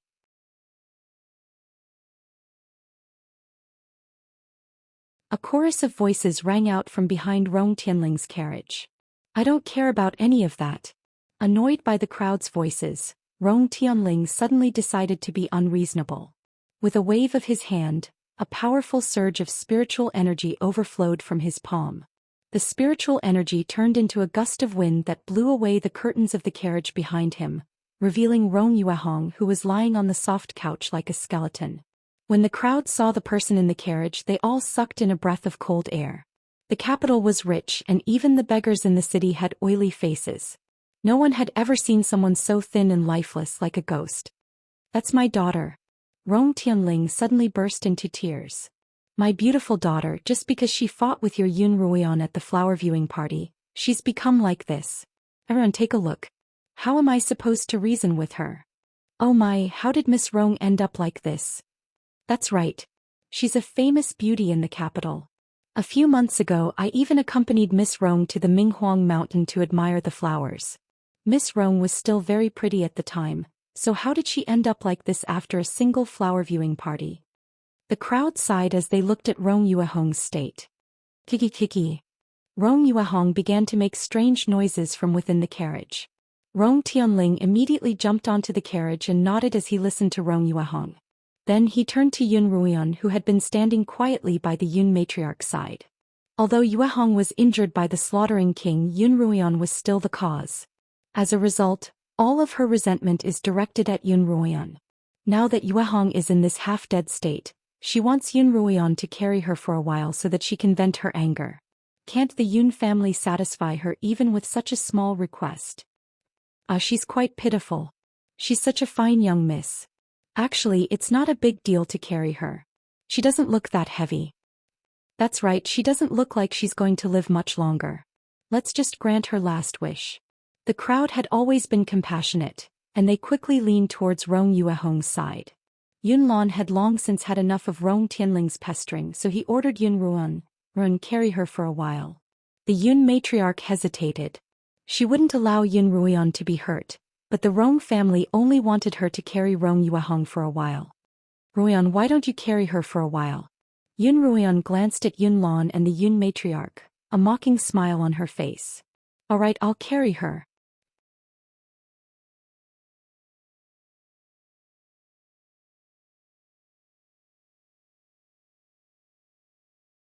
Chapter 101. Almost everyone thought that carrying Rong Yuehong on Yun Ruian's back was a small matter. After all, Rong Yuehong seemed to be the more pitiful one. It was only right to fulfill a pitiful request from a pitiful person. Yun Lan and the Yun matriarch were thinking about how to deal with this troublesome pair of father and daughter as quickly as possible, so that Yun Ruian wouldn't be harmed in front of so many people. As long as she carried Rong Yuehong, who didn't weigh much, a few steps, the Rong family's carriage would be able to reach a safe location, and the people who were stuck at the back would be able to make their way over. Then the birthday party would proceed smoothly. Even though she had lived 2 lives, Yun Ruian still felt that it was a humiliating and despicable thing to do. Yun Ruian walked steadily toward the carriage. She thought of Lin Zainan. Her grandfather would never allow her to suffer such humiliation. She couldn't help but think of Liemo. Thankfully, he hadn't arrived yet. She really didn't want him to see her in such a sorry state. The scions of the Yun family stood in front of the main entrance, some whispering to each other, some silent, and some simply watching the show, laughing from time to time. Yun Ruoyu and Yi Qianying didn't bother to hide their schadenfreude as they watched Yun Ruoyan walk toward the Rong family's carriage. Li Qianxiao and Li Qianyuan had already reached the entrance, and from afar, they could see a large crowd blocking the road. Li Qianxiao wanted to send someone to clear the road, but Li Qianyuan was interested. There's bound to be a good show if there's a crowd. Brother, why don't we go watch as well? The two of them had their guards wait where they were as they walked toward the crowd. As they walked, Li Qianxiao said, "What's so interesting about a street show like this? I heard that the Yihong brothel just bought a batch of female slaves from the Mo kingdom. Tonight I'll take you to enjoy the scenery." There were 4 kingdoms on the Qinyuan continent: the Li kingdom, the Yu kingdom, the Qin kingdom and the Mo kingdom. The Li and Yu kingdoms were the strongest. The Li kingdom relied heavily on military might, and the Yu kingdom was the wealthiest of the 4. The Qin kingdom was next to the East Sea, and its waters were rich with treasures. The Mo nation was the poorest and weakest country, but it was rich in beauties. On the Qinyuan continent, any slightly better fireworks venue would have beautiful and enchanting female slaves. When Li Qianyuan heard Li Qianhan's words, he smiled and leaned over. Using the hibiscus fan in his hand as a shield, he whispered a few words into Li Qianxiao's ear. "Really?" Li Qianxiao turned to look at Li Qianyuan, his face filled with delight. "When have I ever lied to you?" Li Qianyuan pointed his fan at the sky. "I guarantee that you will be satisfied." The two of them squeezed into the crowd as they spoke.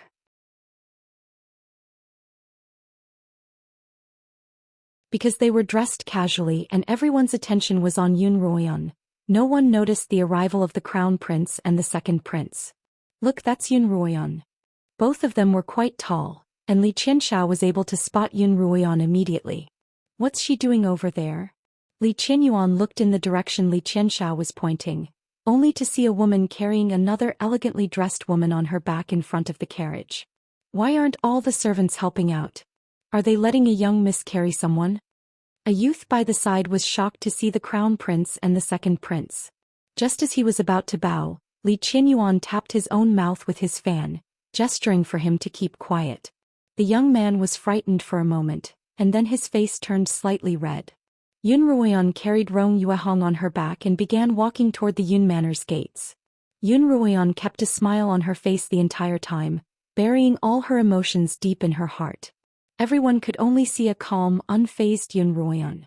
The Yun matriarch nodded in satisfaction. Even Yun Lan felt that his daughter, despite her stubbornness, was quite sensible at critical moments. Cough, cough. Rong Yuehong began coughing violently on Yun Ruoyan's back, and a strange rancid odor sprayed out of her mouth onto Yun Ruoyan's face. "Haha." Rong Yuehong let out a low, strange cackle. "Yun Ruoyan, it's all your fault that I'm like this today. Do you know what those people in the family who tried to curry favor with me said about me? They said that I'm useless, that I'm worse than dog shit, that a featherless phoenix can't even compare to a chicken. All of this is because of you. Yun Ruoyan, you'll get what you deserve." "Ha!" Yun Ruoyan, who had been silent all this time, suddenly laughed. "Miss Yun, I've heard all of these things before and they're nothing new to me. I have even worse things to say that suit you, Miss Yun." Yun Ruoyan deliberately slowed down her footsteps and spoke in a voice that only the two of them could hear. "Someone with a cheap life isn't worthy of good fortune. Even if you were given a good life token, you'd still be able to smash it to pieces. You can't blame anyone but yourself for being blind, slow-witted and stupid. So Miss Rong, rather than living in hatred for others, why don't you reflect on yourself? Have all these years of being a mistress gone to waste?" What are you saying? I'm not in the wrong at all." Rong Yuehong, who was still lying on Yun Ruoyan's back, trembled at Yun Ruoyan's words. Even if she didn't admit it, Yun Ruoyan's words still pierced her heart. During this period of time she had resented the heavens and the earth, resented those who tried to climb up to her, and in the end all of that resentment had turned into hatred for Yun Ruoyan. In Rong Yuehong's eyes, her current predicament was all Yun Ruoyan's fault.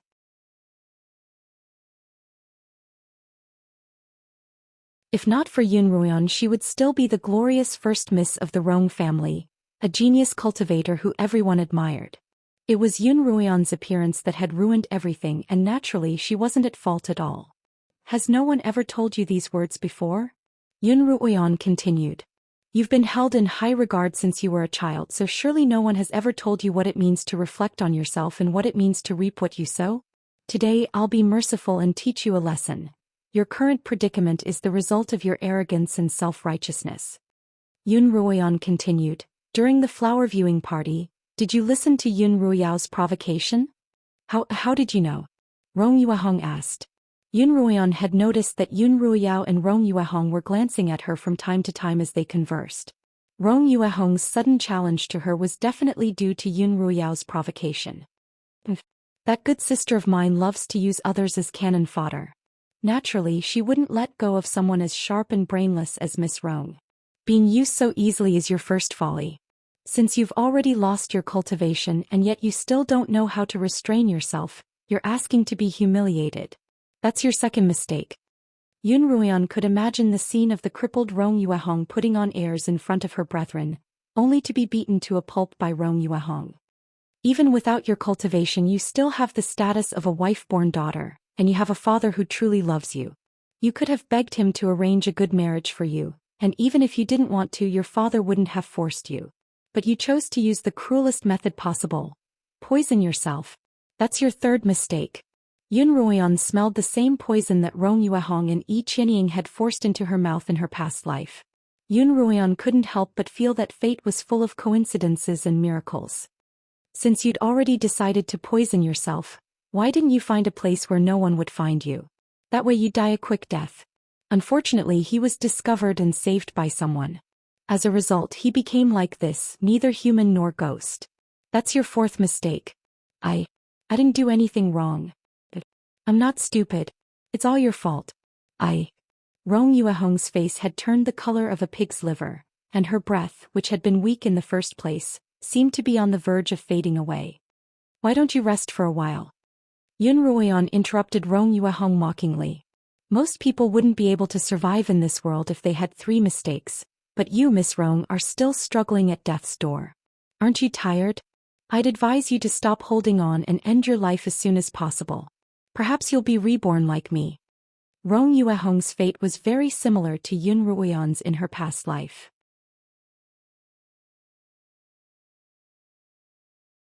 Both were wife-born daughters who had been crippled and poisoned. However, Yun Ruoyan had been harmed by someone else, while Rong Yuehong had brought this upon herself. But even if you were reborn, your fate wouldn't be any better. Yun Ruoyan judged mercilessly. Blind, slow-witted, and brainless. Rong Yuehong was so angry that her insides were on fire. Her head was raised high on Yun Ruoyan's body, as if she were a ferocious beast, ready to take a bite out of Yun Ruoyan's neck at any moment. I'm going to kill you. Rong Yuehong raised her head high and suddenly screamed at the sky. Her voice was so hoarse that it seemed to tear her vocal cords apart, but it was loud and clear. As she spoke, she raised her hand and tore at Yun Ruoyan's face. Her slender fingers tore off Yun Ruoyan's veil, revealing the fake birthmark on her face. Rong Yuehong clawed at Yun Ruoyan's face with all her might, as if she were using all the strength she had left in her life. Yun Ruoyan subconsciously tried to shake her off, but the skinny Rong Yuehong clung tightly to her back like an octopus. In the blink of an eye, a bloody mark appeared on Yun Ruoyan's face. No one expected the half-dead Rong Yuehong to suddenly attack Yun Ruoyan, and they all gasped in shock. Run, go protect the second miss. The Yun matriarch's gaze had been focused on Yun Ruoyan the entire time. She hadn't heard their conversation because it had been too quiet, but their every movement didn't escape her grandmother's eyes. When the Yun matriarch's servants heard her call, they immediately reacted and ran over to pull Rong Yuehong, who refused to let go of Yun Ruoyan's hand. Yun Ruoyan, cough, I won't let you off. Rong Yuehong's hair ornaments and robes were in disarray as she screamed, Yun Ruoyan, even if I become a ghost, I'll pull you. Rong Yuehong spat out a mouthful of blood and collapsed to the ground. She had been angered to death by Yun Ruoyan. You're tuning in to the Zhou Xian's Legacy YouTube channel. Don't forget to subscribe and join us on this journey to catch the most captivating stories.